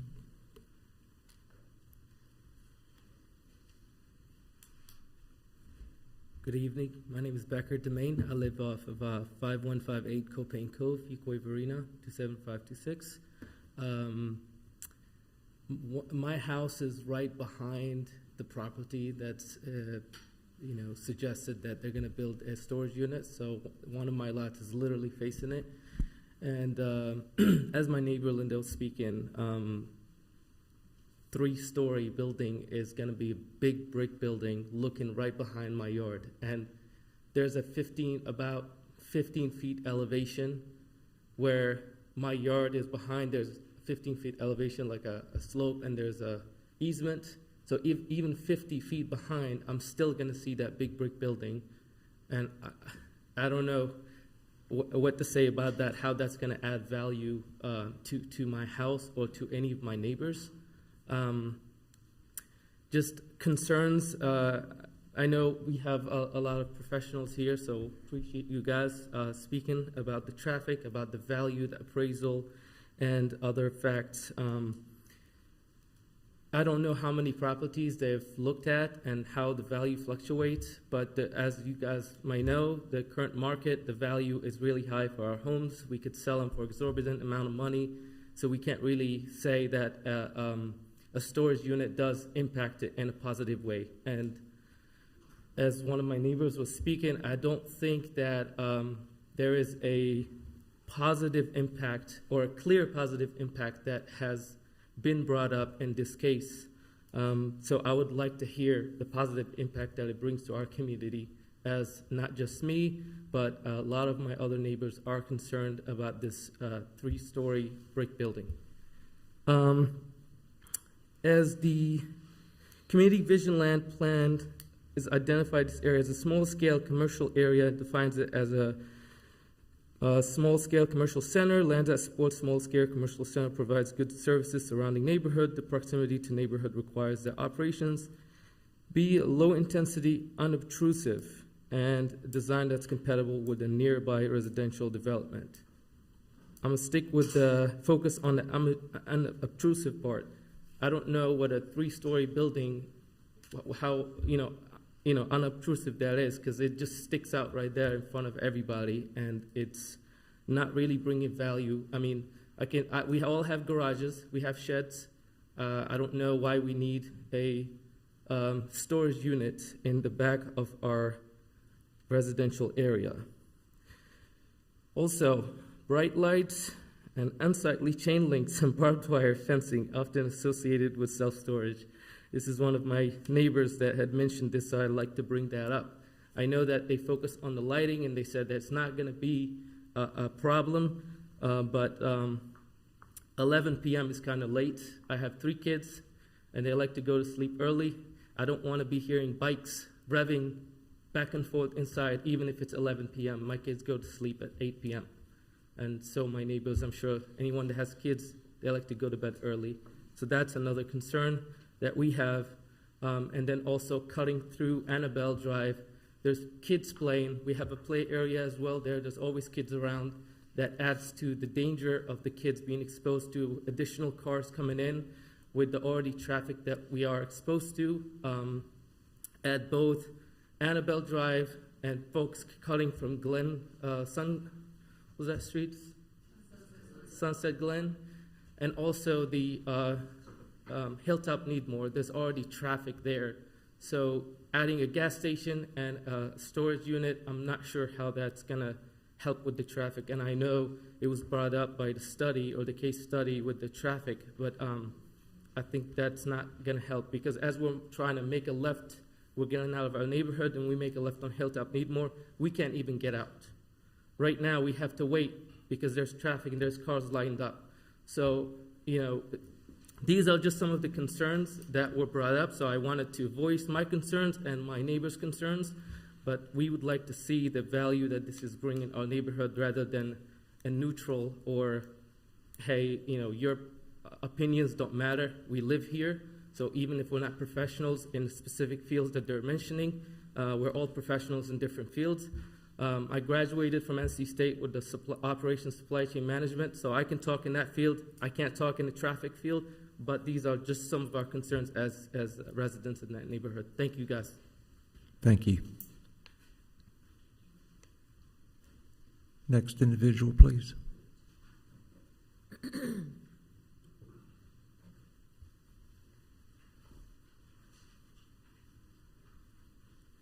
Good evening.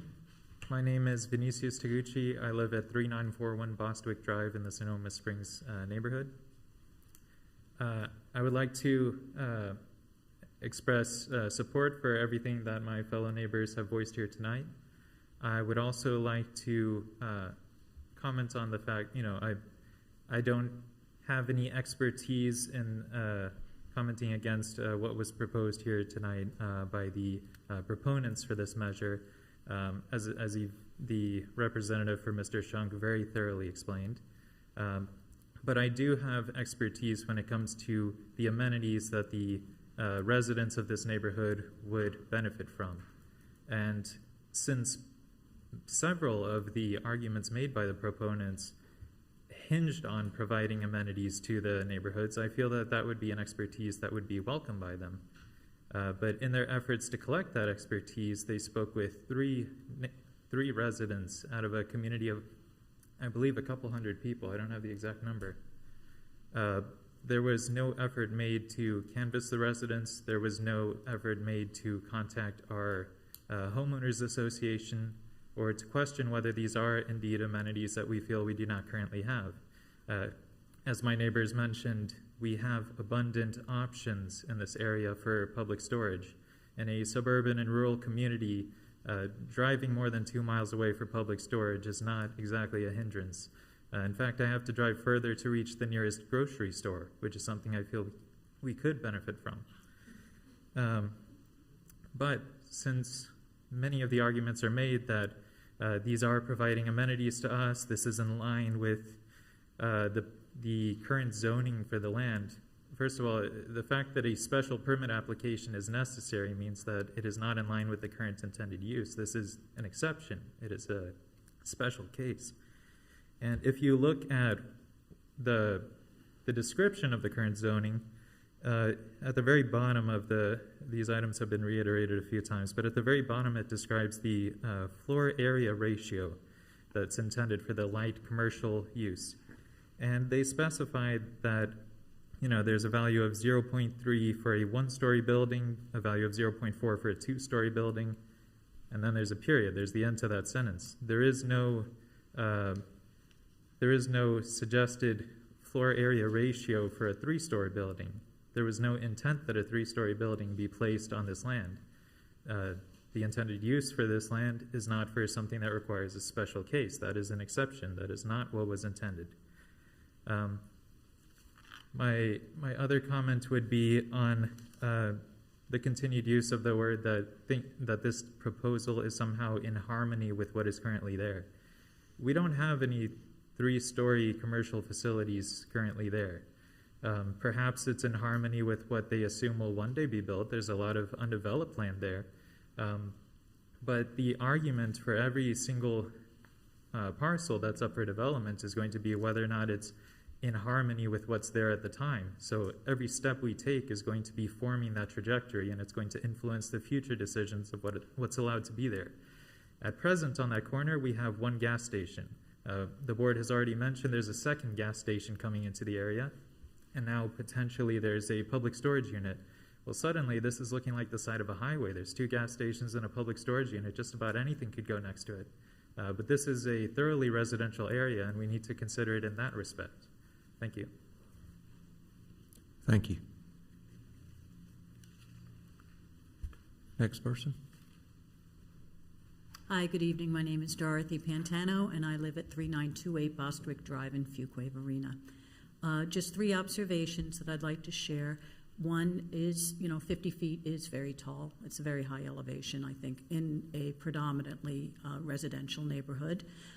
Secondly, the restriction hours, it's to my liking. I think that, between 10 p.m. and 7 a.m.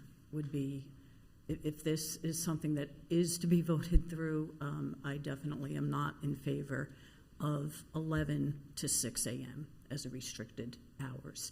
And lastly,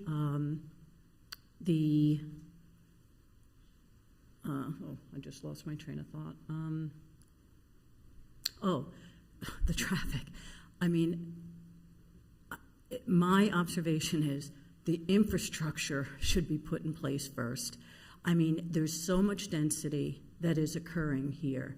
I just don't know why. I mean, as was previously stated, and I wholeheartedly agree, we chose to live here and invest here for the quality of life that we are currently enjoying. And that intersection is so tight already. The traffic does back up terribly. It's difficult for large trucks to make a turn. If you are traveling up Sunset Lake Road with the Needmore Farms on your left and the Citgo gas station on your left, and you try to make a right for a big tractor trailer or any sizable truck, U-Haul trucks, to make a right-hand turn there, the road needs to be addressed. The infrastructure truly needs to be addressed first before we add even more volume and larger trucks. I just would implore you to consider that, because we simply, the traffic backs up in the other direction coming from, the direction of James Slaughter across Bass Lake Road. There are times when it's literally a nightmare to try to get through there. You really have to plan on extra time to make it through the intersection. It can take 2 tries, 2 lights before you even, can get there as it is today. So please take that into consideration as you make your deliberations. Thank you for your time. Thank you.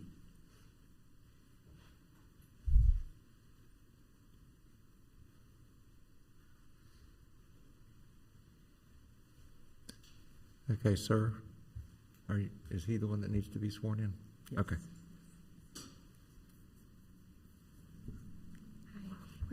Raise your right hand and repeat after me. I solemnly swear to tell the whole truth and nothing but the truth. I solemnly swear to tell the whole truth and nothing but the truth. So help me God. So help me God. For evidence presented before the Board of Adjustment. For evidence presented before the Board of Adjustment. Of the town of Fuquay-Varina, North Carolina. Of the town of Fuquay-Varina, North Carolina. Thank you. If you'll please state your name and address. Yes. My name is Nathan Bullock, and my address is 1808 Bass Lake Road. My qualifications to speak before you tonight include a master's degree in human geography and urban studies from the London School of Economics and a PhD in architectural and urban planning history from Duke University. I've also taught architectural studies at Elon University. As the town planning director has told you, this is currently zoned as Corridor Commercial Zoning District, and as others have stated, that is a specific type of planning district for specific uses. And as the petitioner has acknowledged, there are already 70 uses that exist and are approved for that type of plot, from a bakery to a cafe or a daycare. And that is the reason we're here today, because this type of use does not fit under that category. I would like to comment also on the results of the traffic study that were presented to you. Their traffic study presented the proposed traffic of a storage unit versus a select few other uses that are approved, cherry picking the ones that are most likely to have the highest traffic, like an office building, among those 70 possible options. They did not consider the traffic that would be pedestrianized with one of the other 70 potential uses, such as a daycare or a bakery, which does serve the local residential community and is unobtrusive, as stated in the existing zoning plan. So I would just like to remind you that if this type of business were an appropriate use for this zoning area, it would be one of those 70 listed as accepted. There's clearly a long list that has been thought out in advance by expert planners, such as the town planning director and others in the state of North Carolina. Thank you. Thank you.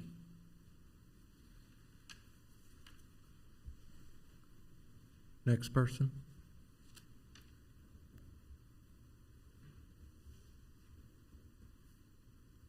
Is there anyone else that would like to speak in opposition to the petition? Is there anyone else that would like to speak in support or opposition to the petition? Mr. Chairman, Yes. we would like to address some of the questions that were raised by the testimony, if that would be acceptable to the board. We have our hand raised remotely. I'm sorry? We have a hand raised remotely. Oh, I'm sorry. Okay. We're going to have to move them over so we can swear them in so they can speak. So give me just a minute. Okay. We've got 2. Well, 3 now. Okay, I'm sorry, the screen up here is dead. I couldn't see anybody. Yeah, give me a minute. Okay. All right. David, please turn your camera on and unmute.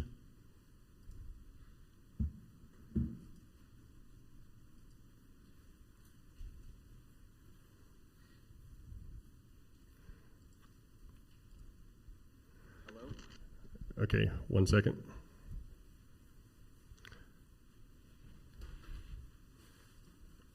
Okay, Eva, can you swear him in? Yes. If you'll please raise your right hand and repeat after me. I solemnly swear to tell the whole truth and nothing but the truth, so help me God.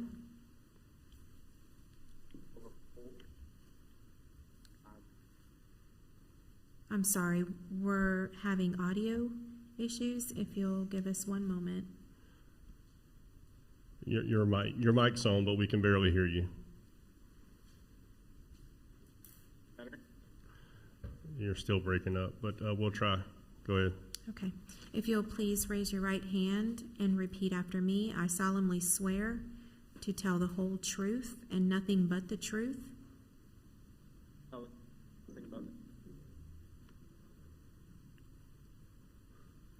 I'm sorry, we're still unable to hear you.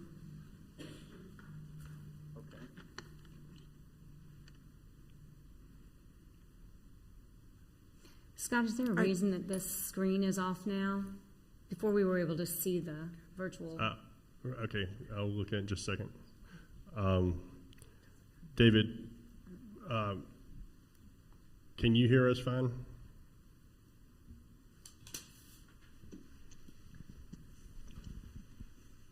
The issue appears to be on his end. Okay, I no longer have video either.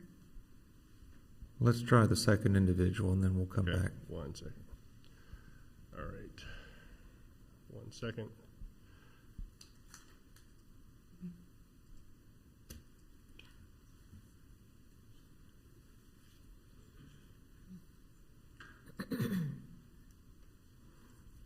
Okay, Mark, please turn your camera on.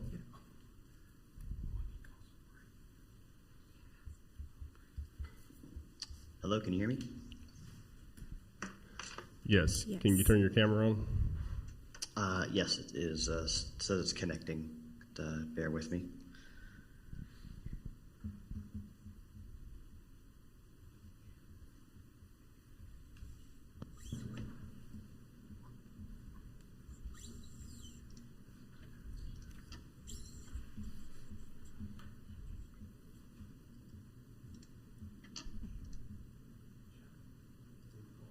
Okay, can you hear me and see me? 1 second. Yes. Can y'all see him up there? Yes, we can see him. Well, no, not on this camera here. I see him on my iPad. He's on the video. Just give me a, go ahead and, you can see him on your iPad. Go ahead and swear him in, please. Okay. If you'll please raise your right hand and repeat after me. I solemnly swear to tell the whole truth and nothing but the truth. I solemnly swear to tell the whole truth and nothing but the truth. So help me God. So help me God. For evidence presented before the Board of Adjustment. For evidence presented before the Board of Adjustment. Before the Board of Adjustment. of the town of Fuquay-Varina, North Carolina. Of the town of Fuquay-Varina, North Carolina. Thank you so much. If you'll please state your name and address. Sure. My name is Mark Halpin. I'm at 4028 Bostwick Drive in Fuquay-Varina in the Sonoma Springs development. Okay, Mr. Halder. Halpin. I'm sorry, Howden. Halpin. Halpen?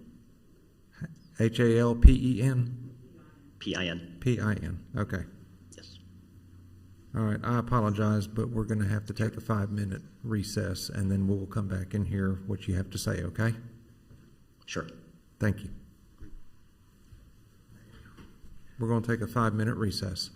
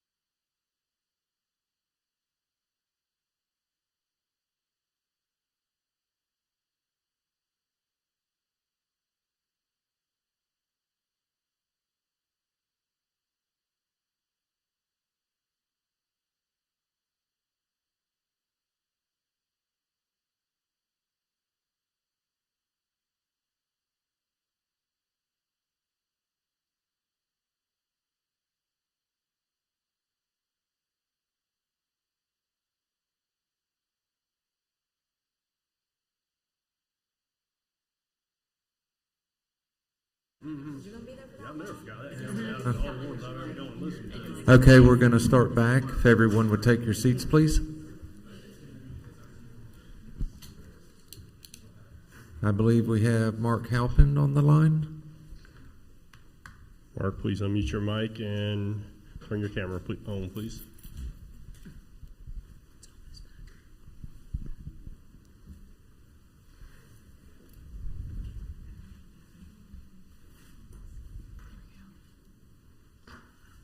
Can you hear me? Yep. Yes, sir. Okay. All right. Thank you for the opportunity to speak and voice some concerns. I have a few points that I'd like to bring up. First of which is the nature of the development. With it being commercial in nature, I would say that it most likely would impact the sales of future homes in a negative way. One local instance of a commercial development being next to a residential property would be on 5321 Sunset Lake Road. Just based on driving up and down Sunset Lake Road, if you're local to the area, you know that there is a big development there with a lot of cars, and there's a Dunkin' Donuts, there's a gym, there's a butcher station. That property was on and off the market for, I think, 3 or so years, just based on Zillow. And from what I could tell, it never sold. Look, based on the Zillow location history, it's potentially sold for less than asking price. There's a giant wall of the commercial building right up against the property, and it's an eyesore. If I were to live there, I wouldn't like that. And Mr. Flanagan, who had spoke earlier, mentioned a variety of local storage units within a 5-mile radius. In my opinion, a storage unit right next to our development would not increase the potential availability of storage units, especially with the 15 or 16 being within that 5-mile radius here. So that would not be an increase or an amenity to our neighborhood or our surrounding area. Each of these storage units is on a major thoroughfare via 55 or 401, and they're not in a residential area. They are in a commercial area with a major road and a lot of traffic. So it's a high visibility building, commercial space with lights. It's 3 stories high. It's going to, basically be an eyesore as well. The other point that was brought up was traffic. During rush hour times between 8 and 9:30 a.m. or 4:30 to 6 o'clock p.m., there is a significant traffic buildup up and down Sunset for the light. A lot of people want to turn left where that Needmore Farms location is and go to Walmart and all the developments down there, so traffic builds up substantially. It's hard to get out of the neighborhood. A lot of cars that don't want to go through that light cut through our neighborhood, and quite often there are police presence within our neighborhood and on Sunset Stream.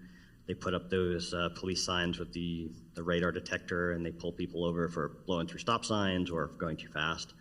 I've seen that as a resident. The other concern that I have is with the neighboring, the neighbors off of that, I can't tell based on the picture here, but close to Annabelle where it backs up to the storage unit. Several types of pollution. So we've got light pollution from, spotlights, security lights that would shine right into the back of the windows for those properties. It decreases quality of life. It kind of invades their privacy. It basically shines those lights into their neighborhood if they were up on that 3rd story. And there's noise pollution as well from the neighboring Circle K and from the storage unit. So we live here, it's a quiet neighborhood, and adding high traffic areas like a gas station, a convenience store, a place where people come in and out at all times of the day and night, it's just going to decrease, our quality of life and what we bought into the neighborhood for. It's also going to add to our crime in the area. So why do I say an increase of crime? In addition to the vehicle traffic, the pedestrian traffic will increase. There's going to be an increase in loitering. Based on the FBI crime statistics via Table 15, gas stations and convenience stores in an area account for a 2 to 6% increase in crime. Armed robbery, assault, larceny, carjacking, those are such crimes that increase. If you want a local example, there's a Circle K on 1720 North Main Street. In February of this year, there was, I don't know if it was armed robbery or some sort of carjacking, but just another example of why gas stations are not a good idea, especially so close to an area where there are people living. So increases in crime, noise pollution, there's potential for any type of problem with the toxic chemicals in the gas station, the gasoline, if there was ever a problem with it leaking, if there's a hurricane, that's going to flow into our retention ponds, potentially into our neighborhoods. That's a problem that, we would have to deal with as residents. Our homes, our property values would definitely suffer if there was ever a problem with a gas station that was right up against the side of houses. So that is also a reason against, why we'd want these things. Now, if the town decides to move forward, I would urge the town to increase police presence in our neighborhood, as well as add speed bumps up and down Annabelle, Bostwick, and any surrounding ingresses and egresses within our neighborhood to, limit the impact of, the high traffic that will, it's just going to come with the cars. They speed through our neighborhood to cut through, and that poses a safety risk to our children, to neighbors walking up and down the neighborhood. There's a pool, and there's a plate area right off of Annabelle, and with cars blowing through the circle and up and down the neighborhood, that's just going to increase the problems for us living here. So I don't see how this impacts us and our quality of life or our property values in a positive way. I can only see negatives, and that's all I had. Thank you. Thank you, sir. We had one more before we try that other gentleman again. Yes, sir. Stand by. Okay. Patrice, please unmute your mic.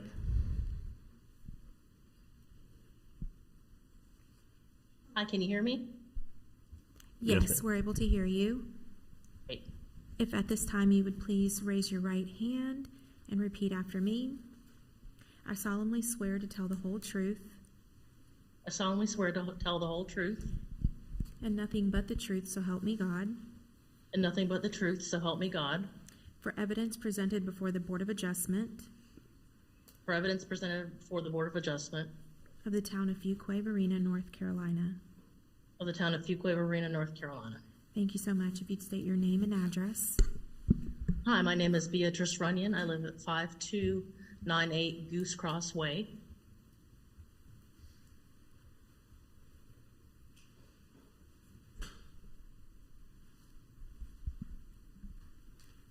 Please proceed. Okay, thank you. I'm sorry. So thank you very much for allowing us to share our comments.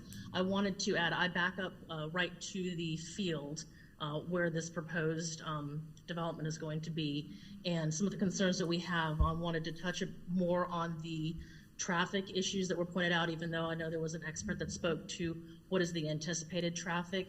But again, that they don't live here, they don't experience the congestion that we have on a daily basis at intersection. And going back to the Fuquay-Varina's GIS website, this is 2018 data. This is the most recent data that they have.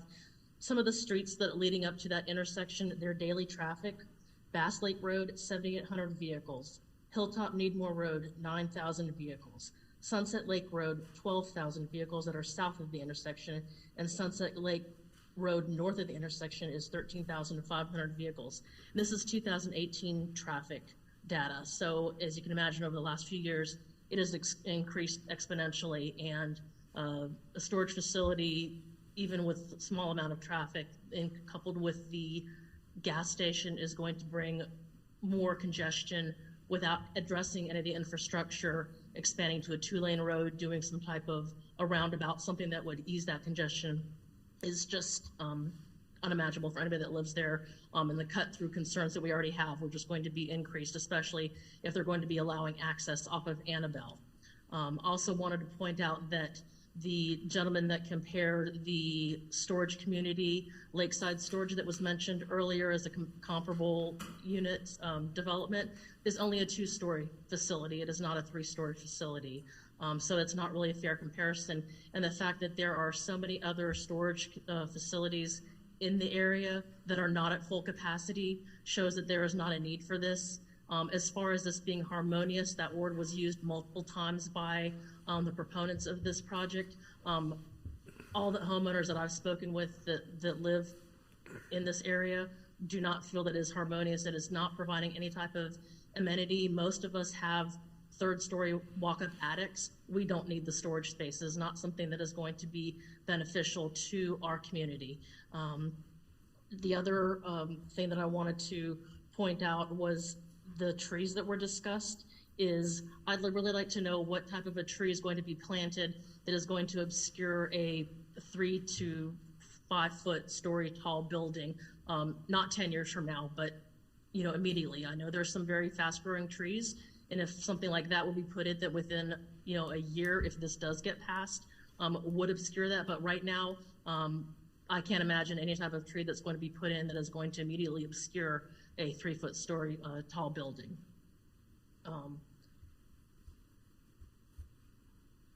Let me make sure there wasn't anything else that I was missing.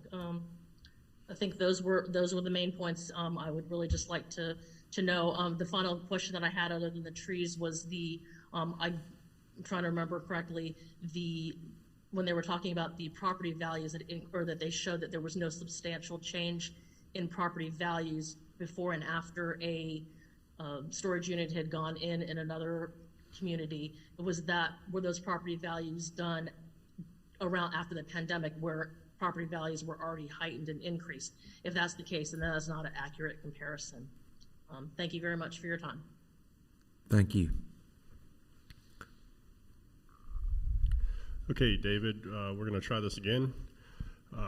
Please unmute your mic and turn your camera on.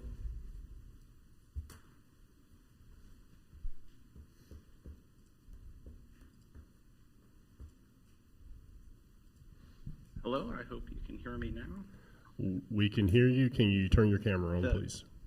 The host is not allowing me to turn on my camera. All right, stand by.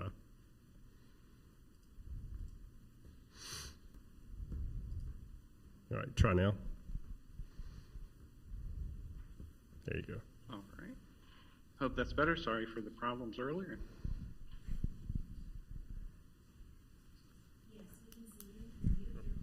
I hope it's clear now. Yes, 1 second. Okay, Eva, go ahead.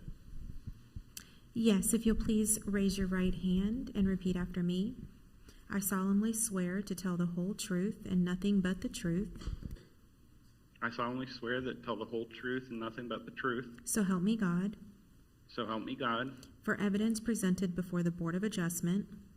For evidence presented before the Board of Adjustment. Of the town of Fuquay-Varina, North Carolina. For the town of Fuquay-Varina, North Carolina. Thank you. If you'll please state your name and address and begin with your testimony. Hello, my name's David Kesselring. I live at 5141 Annabelle Drive in the Sonoma Springs subdivision. Appreciate taking the comments today. I just wanted to point out one or two things. Specifically what Beatrice had commented, that the comparison to the lakeside storage unit, that storage unit is only a 2-story storage unit, and it's based on a major highway, Highway 55, and not on a 2-lane, primarily residential road. And that's the first thing. And the second thing is that there are no 3-story commercial buildings within miles of this area, so it is not compatible with this area, and it would not be a benefit to our neighborhood. So those are the only, so I agree also with the impact of a solid wall behind the other residences. Even if the light from the parking lot is directed inwards, it's going to reflect off that large solid wall, which the proponents have already said there's going to be no windows or any other decorations on those walls facing the residences. Thank you very much for your time. Thank you, sir.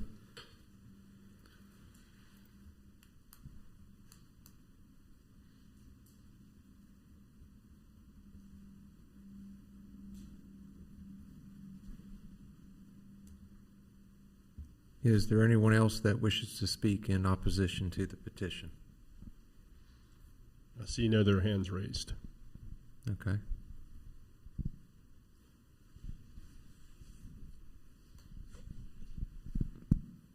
You said you do or do not?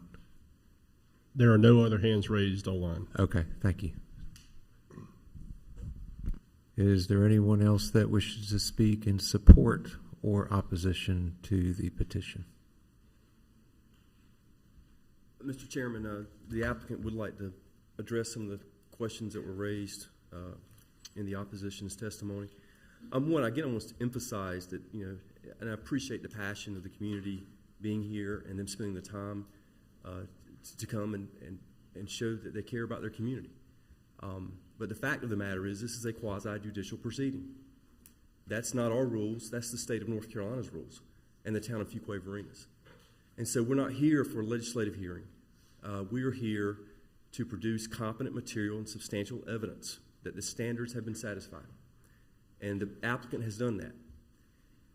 The opponents of this, under the standards of law, must produce competent material and substantial evidence demonstrating that the standards have not been satisfied. And to my knowledge, I have not heard one statement from the opposition tonight that indicated that the standards have not been satisfied. There are a lot of concerns, a lot of complaints about things, but we're talking about an evidentiary hearing before this board. And the applicant has met that burden of persuasion as well as the burden of production. One thing I want to point out regarding the comments with Annabelle Street, I have with me a copy of a map recorded in the Wake County Registry at Book of Maps 2017, page 1310. It's entitled Major Subdivision Final Plat for Sonoma Springs Subdivision Phase 2. This is the subdivision plat on record that shows the lots that adjoin the property where the special use permit is being sought.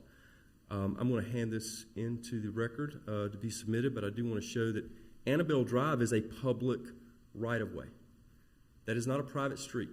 That was a road that was platted when that subdivision was created. It's a public right-of-way. So whatever use, if it's not my client's use, whatever use eventually goes on that property that's zoned commercial, CC, is going to be connecting to Annabelle Drive. Okay? It's going to happen. And what we have demonstrated tonight through evidence is that we've got one of the lowest trip generators that you can possibly have in that location based on the permitted and special uses. Yes, there are more than 70 permitted uses allowed at this site, okay? And those range from bars, nightclubs, stadiums, things that create, I'm not claiming to be an expert in traffic engineering, but I can guarantee you that a stadium or a bar, nightclub, and a retail center where they want more traffic to come in, right, is going to be substantially greater impact from a traffic standpoint. And our expert has pointed out that in her testimony and is going to address a few questions going forward. I do want to hand up this plat.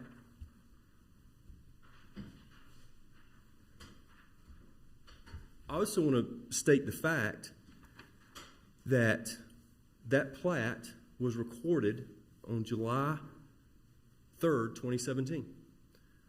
The land use plan that designate this area as commercial corridor, well, it's the land use plan, but my point is the land use plan was adopted prior to that date. So this is this situation with Sonoma Springs, this subdivision was created there next to a property that was designated for future commercial use. Okay, so that's what the record shows. And we've heard comments about Circle K. Well, that's not what we're here tonight. My clients are not applying to this board to have a Circle K provided. And I want to again emphasize that these other uses that I identified, a bar, nightclub, stadium, those, you're talking about lighting, I mean, those uses would not be before this board. They were permitted as a right. So we have demonstrated that the standards have been met. I'm going to have our experts will get up and address a few questions. We'll keep it brief as possible because I know we want to get this thing wrapped up. But I appreciate your time. And now I'm going to ask. Yes.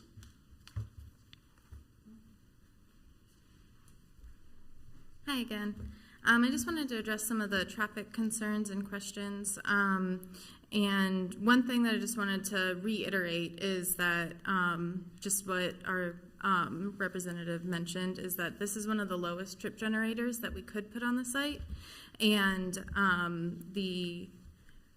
one of the office center that we compared it to, which could go out here by right on the current zoning, is 88% higher trip generation than what we're proposing to put out here. And one of the neighbors mentioned, well, why not put a daycare? A daycare is allowed. Daycares generate traffic in those 2 peak periods, just like everyone is complaining about in those rush hour periods, that 7 to 9 a.m. and 4 to 6 p.m. So daycare would generate, so just to recap, our site is expected to generate 10 morning peak hour trips and 16 p.m. peak hour trips.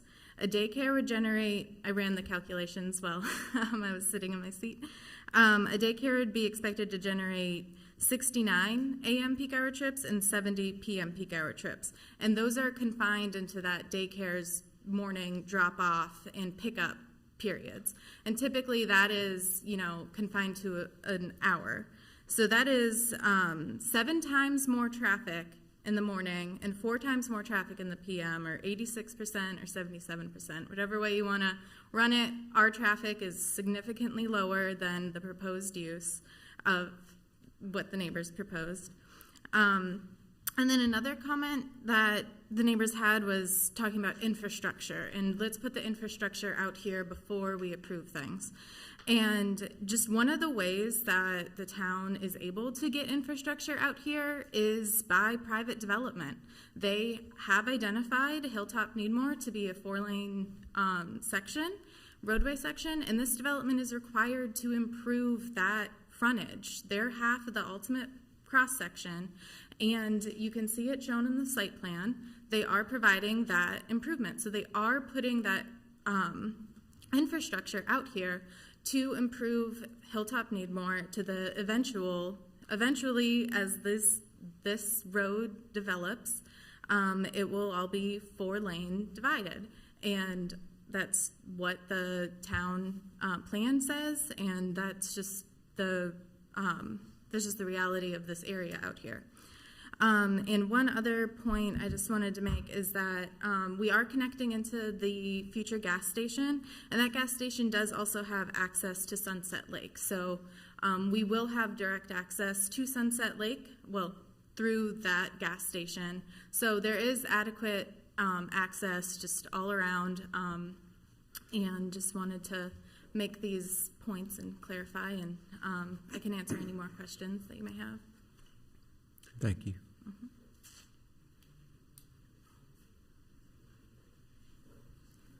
There is another hand raised. Okay. Hi, Andrew Petty from Career Engineering was on the virtual call and was able to make it in here. 2 things I did want to point out as regards to Annabelle Drive.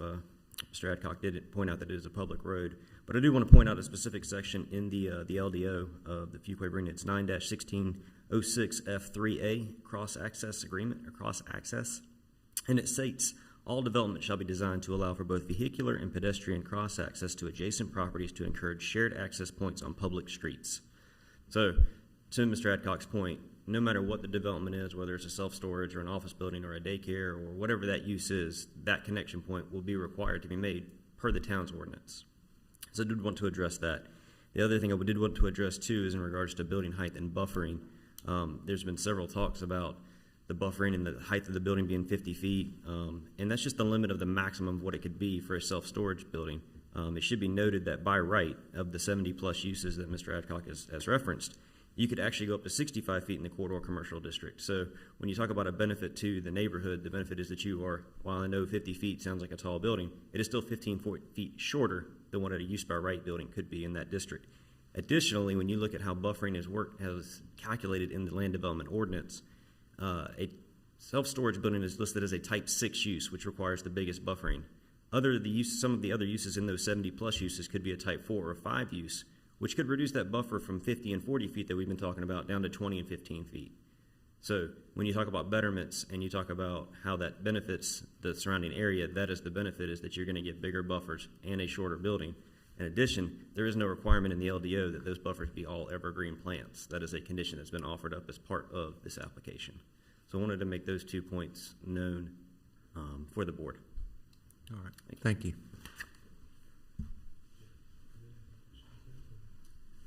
Good evening, Robert Shunk.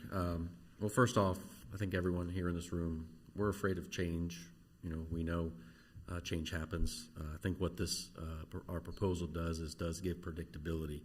As we've said earlier in this evening, there are many other uses that could be provided there. Could be 15-foot buffers, could be 60-foot tall, 65-foot tall buildings, without having to come for a rezoning, have to come for a special use permit. So this, at least what we're doing here tonight, does provide predictability of what could occur, what would like to occur here. We've talked about the lower traffic. The people talked about lights. So the way we've designed the site is to have the front of the building facing south, away from the residential units. The only access to any side would be to a fire access, emergency access only. Lighting along the rear and the side of the buildings would be for wall sconces, security purposes. So likely no more than 8 or 10 feet tall, pointing down to the ground to provide security. It's not floodlights, it's minimal lighting. Neighbors talked about the benefits to the neighborhood. We're talking about the benefits for the 1,500 homes that have been added to the area. So we think it's a benefit to all of the area. Mr. Petty had already added a couple of things that I already said. In a recent rezoning we did, we had provided for a self-storage facility. We had a neighbor come up to us and say, are you going to do an office building or are you going to do a storage facility? They were concerned with people, in the office buildings peering down into their yards. We informed them that no, we'll be doing a self-storage unit. She was completely relieved. Her home was 80 feet from the edge of our building. That was also a 3-story building. To add to what Mr. Petty said is, and I can add this to the planning director, Pam, if it would please you and please the board, I can add some additional conditions. We would condition that the building would be the roof line would be no taller than 35 feet. So by making the roof line no taller than 35 feet would make that 30 feet less than any permitted use that could go on the site. So we said an office building could be there, could be 65 feet. An office building could be located as close to 15 feet away from the eastern property line, 20 feet from the northern property line. We're here to commit that we can condition adding that the roof line be no taller than 35 feet. We can also condition that we could provide a building setback of 70 feet. Okay. During the design process, sometimes the building adjusts a little bit due to grading and all that. As you can see on the site plan, the minimum required buffer to the north is 50 feet, to the 40 feet to the east. To further condition this, we would add a 70-foot building setback to the eastern and northern property lines. One of the comments was about concerns about stormwater and sanitary sewer. One of the questions, the stormwater drainage on our site would be detained on our site and would actually drain south to Hilltop Needmore Road to a stormwater pond on our site. So none of our stormwater runoff will run off to the north. Okay. The sanitary sewer would connect to into their subdivision. The gas actually will be connecting into Annabelle. And mentioning about the gas station, one of I think the real benefits of this is, and a neighbor did speak to me earlier in the evening, that our building will likely shield and block a lot of the light spill from that gas station. I think everybody has seen a gas station canopy lighting. Our building will block that. I have no further comments. Thank you. Thank you.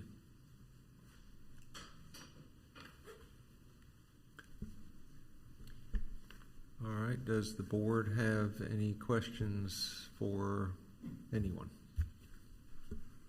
We have another person that needs to speak, but I apologize.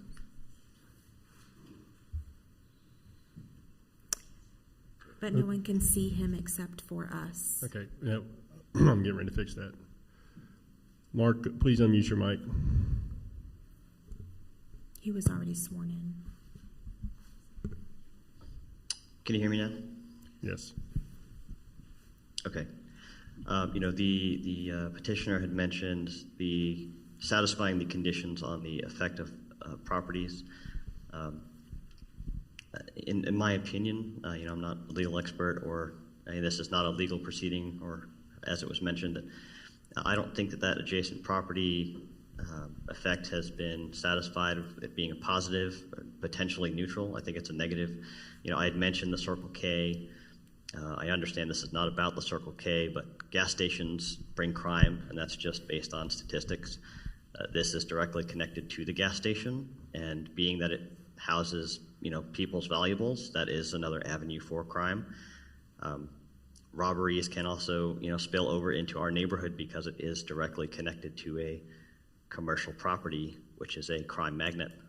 So I guess my two questions would be, one, to the point of crime, I didn't hear anything about crime. Were there any studies done and how this would, potentially negate crime, or how it wouldn't add any potential crime to our neighborhood? And then my question to the point of traffic, I understand that other lanes potentially can be added, but would speed bumps be added to our neighborhood to potentially decrease any cut-through traffic or any speeding that, could negatively impact our children and our, people who walk through the neighborhood? I guess the third item would be pedestrian traffic, with people loitering within gas stations and in and around self-storage facilities. Is there anything that's going to be done to address, people walking through our neighborhood who, even though it's a public neighborhood and there are public sidewalks, potentially stop any unwanted pedestrian activity within our neighborhood? So those were my three questions. Thank you, sir. Dan, I think you had a question. Yes, I had a question for the petitioner, maybe potentially best fielded by Mr. Petty, as to how you propose to meet the land development ordinance to provide pedestrian connectivity to the adjoining parcels. Sure. If you look on the site plan, I can't really touch it, but there's can I touch it on this? I see the connection, the private sidewalk connection on the eastern property line. This would be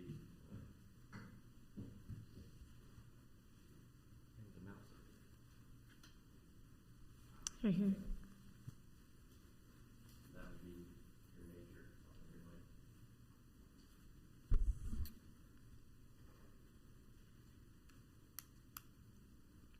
That was me. So if you talk it through, I'll draw it. Oh, you're going to talk and you're going to do it. I'm sitting here picking like I can draw it. So where Pam has the red line on the map is where the pedestrian will connect into the existing public walk that's along Annabelle Drive. That's where the pedestrian connectivity will meet and satisfy that intent of the ordinance. Okay. And that pedestrian access also is, if you look, there's little circles on that sidewalk. That's how we meet the ADA access as well. Yeah, I noticed that. So there's no requirement for pedestrian connection to the west or to the south? There's none that I know of. We are also providing the side path down along Hilltop and Needmore Road, but there's not been a requirement that I'm aware of in the ordinance, nor has there been discussions to provide that connectivity all the way down through the bottom side of the site, as this is only, if you look at the petition before you, it's only for the parcel on the north side. There's a proposed property line there as well. Yes. So there may be, during we get to the site plan, if we do have to add a sidewalk, there is potential to add a sidewalk on the south side of that access drive that's not going to be Annabelle Drive anymore, but that connects to it, and it could stub to that out parcel down to the south if we get into the site planning phase of this project, and that is what's determined is needed. Okay, thank you. You're welcome. Is there anyone else on the board that has a question for anybody?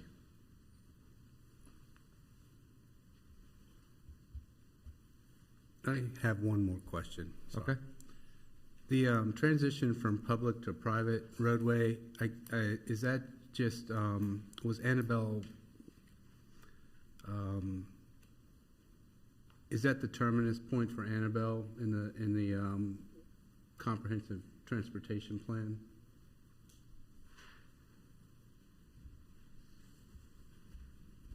You said the termination, meaning that it doesn't go any further? Meaning it's not planned to be extended? I do not believe that shows that it is. Let me look at it and I will tell you.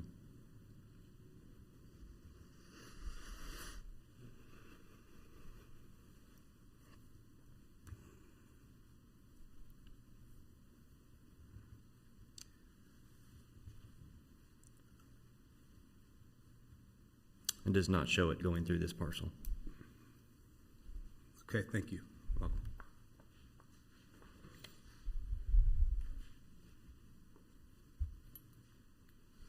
Anything else from the board?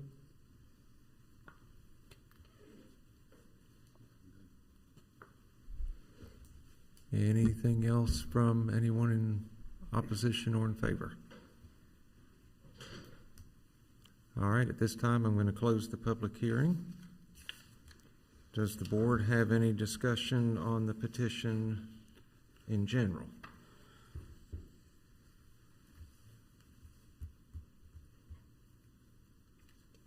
All right.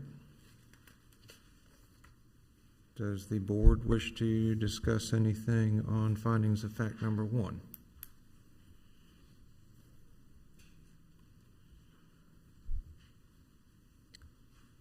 Do I hear a motion on finding of fact number 1?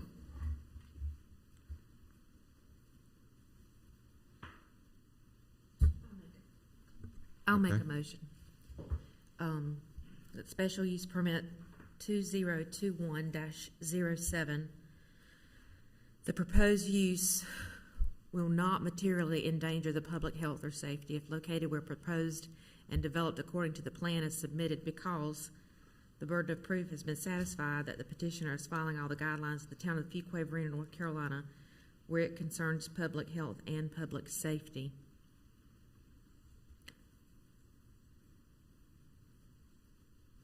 All right, you've heard the motion. Do I have a second? I second.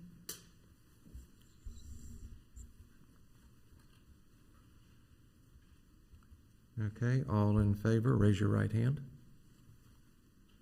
All opposed? Is there any discussion on finding of fact number 2?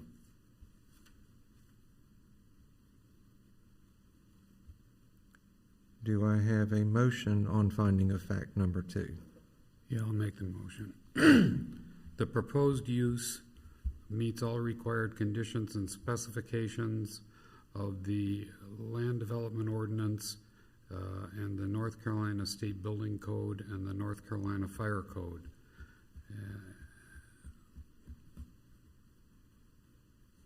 All right, you've heard the motion. Do I have a second?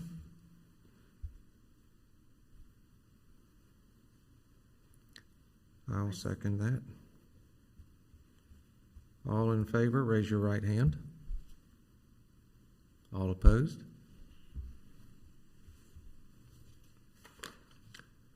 Is there any discussion on finding of fact number 3?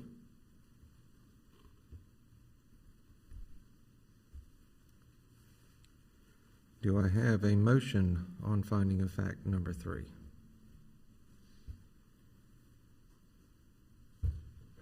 I'll make a motion. Okay.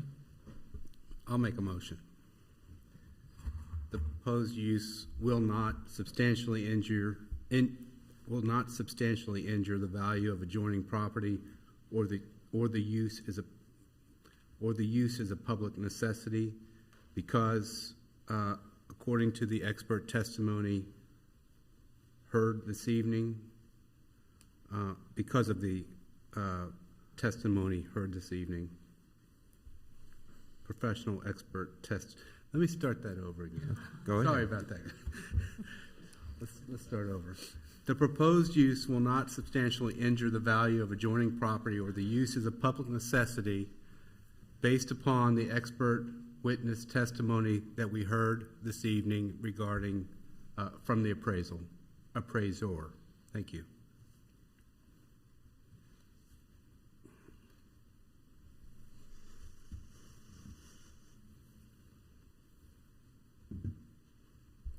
All right, I have a motion. Do I have a second? Second. All right, all in favor, raise your right hand. All opposed? Is there any discussion on finding of fact 4?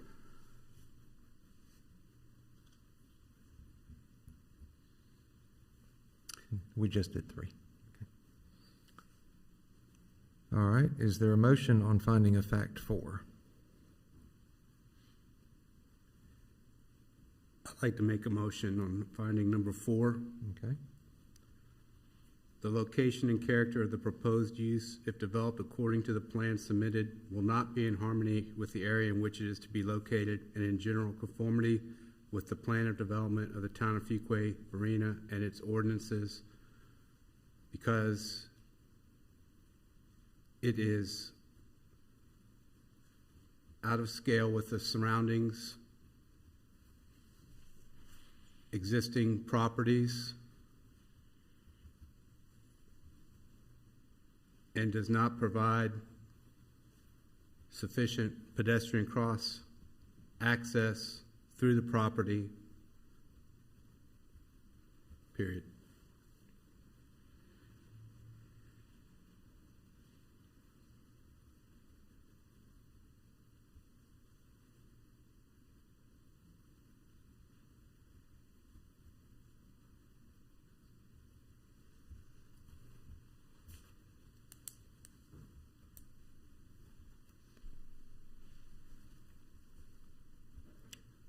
All right, you've heard the motion. Do I hear a second?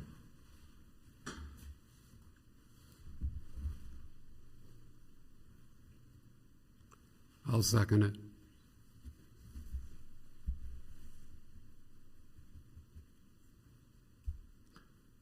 All right, I have a motion and a second.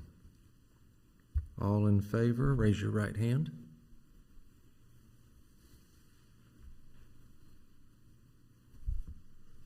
Let me repeat that. All in favor, raise your right hand.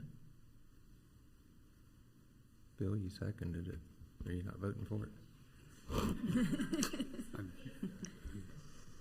All right. All opposed, raise your right hand. All right. The motion fails.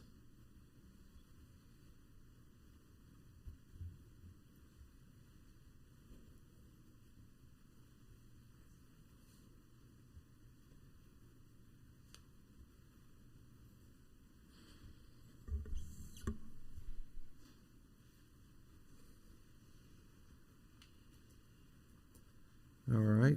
Do I have a motion on the petition as a whole? Okay.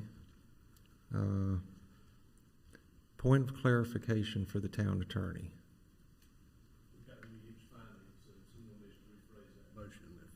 Okay, so we need to re-motion that one. Okay, all right.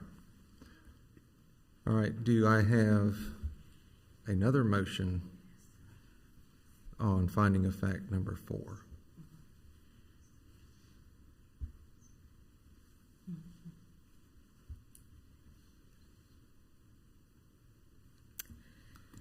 I make a motion that the location and character of the proposed use, if developed according to the plan submitted, will be in harmony with the area to which it is to be located in the general conformity with the plan of the development of the town of Fuquay-Varina and its ordinances, because it is zoned commercial. It is going to be commercial, and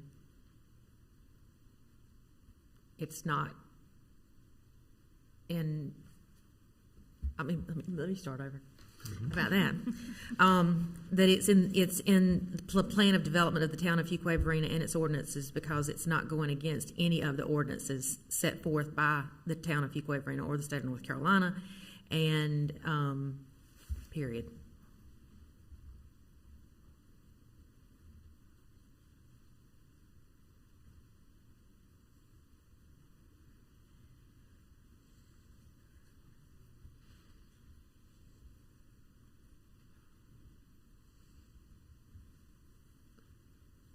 Okay, you've heard the motion. Is there a second? I'll second. Which one? Angela? Okay. Can we get the motion read again? What I have is that the location and character of the proposed use, if developed according to the plan submitted, will be in harmony with the area in which it is to be located and in general conformity with the plan of development of the town of Fuquay-Varina and its ordinances, because it is not contrary to any ordinances set forth by the town or the state of North Carolina.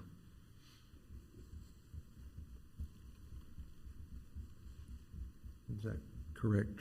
Yeah, and Okay. the first time I just said that it was also already zoned commercial. I don't know how I can make that more relevant, but. Okay.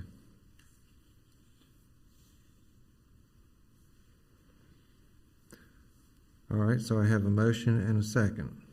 All in favor, raise your right hand.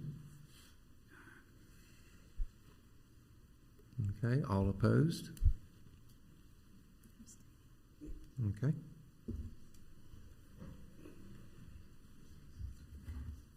All right, that motion passes.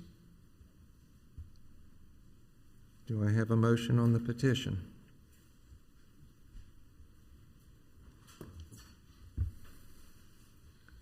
All right, I'll make a motion on the petition. I move that the petition be approved because it has met all four findings of fact.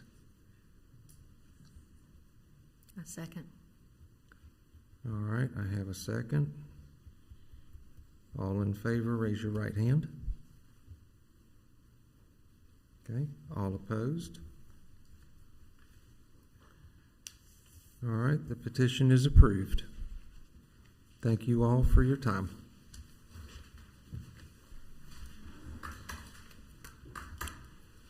I believe we have one more item on the agenda. Actually, can we just have a quick clarification? There were additional conditions added. Can we request that those were incorporated? Okay, they were offered. They were offered. They were offered. So they will be included?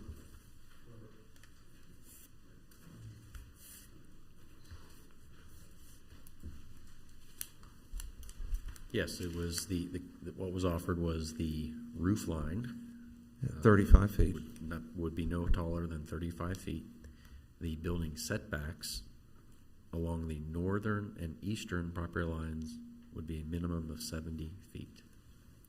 So Okay. northern and eastern property boundaries against the residential homes. All right, so those will be added to the original 5. Is that correct? Yeah, original 5 extra conditions, yes, sir. All right, thank you all. So we need a new signed application.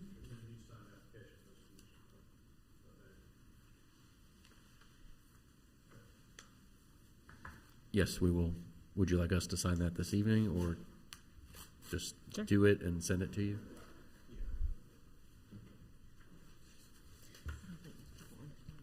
The wrong one here. He took the roof line from 50 feet to 30, 35. And he took it from 40 foot down to 70. Mine's about to die. I'm only on 4% battery. Thank you, Pam, for that. Put it in. Make sure I have those conditions. Yes. Yeah. I know. Yep, sure are. All right, the last item of business we have tonight is the 2022 Board of Adjustment meeting schedule. Staff has provided the holidays And the Mondays, second Monday, typical of our regular schedule. Yeah. Second Monday of July is always because the town council, it's July 4th this year, so the town council will move back a month. Yeah, they always bump us. I do have a question in August, though. The abstract has August 9th. The second Monday list at the back has August 8th. Can someone clarify that for me? August 8th is Monday of 2022. So August 8th is correct. And I think it is typical that we move, in July, we move one day to Tuesday. Is that correct? I think that's correct. Right, so you have either Tuesday, July 12th, or an alternate date of Wednesday, July 13th. That's what you need to clarify and vote on. Yeah, and it would just make your life easier if we went ahead and did it now. Do I have a motion to make July 2022 meeting on Tuesday, the 12th? So moved. All right. All right, a second? Second. All in favor, raise your right hand. Okay, all opposed? All right, so So is that a movement to both adopt the calendar and yeah, the we got to date move change? to adopt the, okay. So I will hear a motion to adopt the calendar as amended. So moved. Okay. Second? Second. Janelle? Okay. All in favor, raise your right hand. All opposed? All right, the amended Board of Adjustment meeting schedule for 2022 is approved.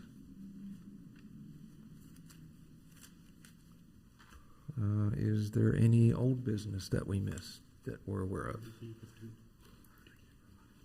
Is there any new business that we need to be made aware of? All right.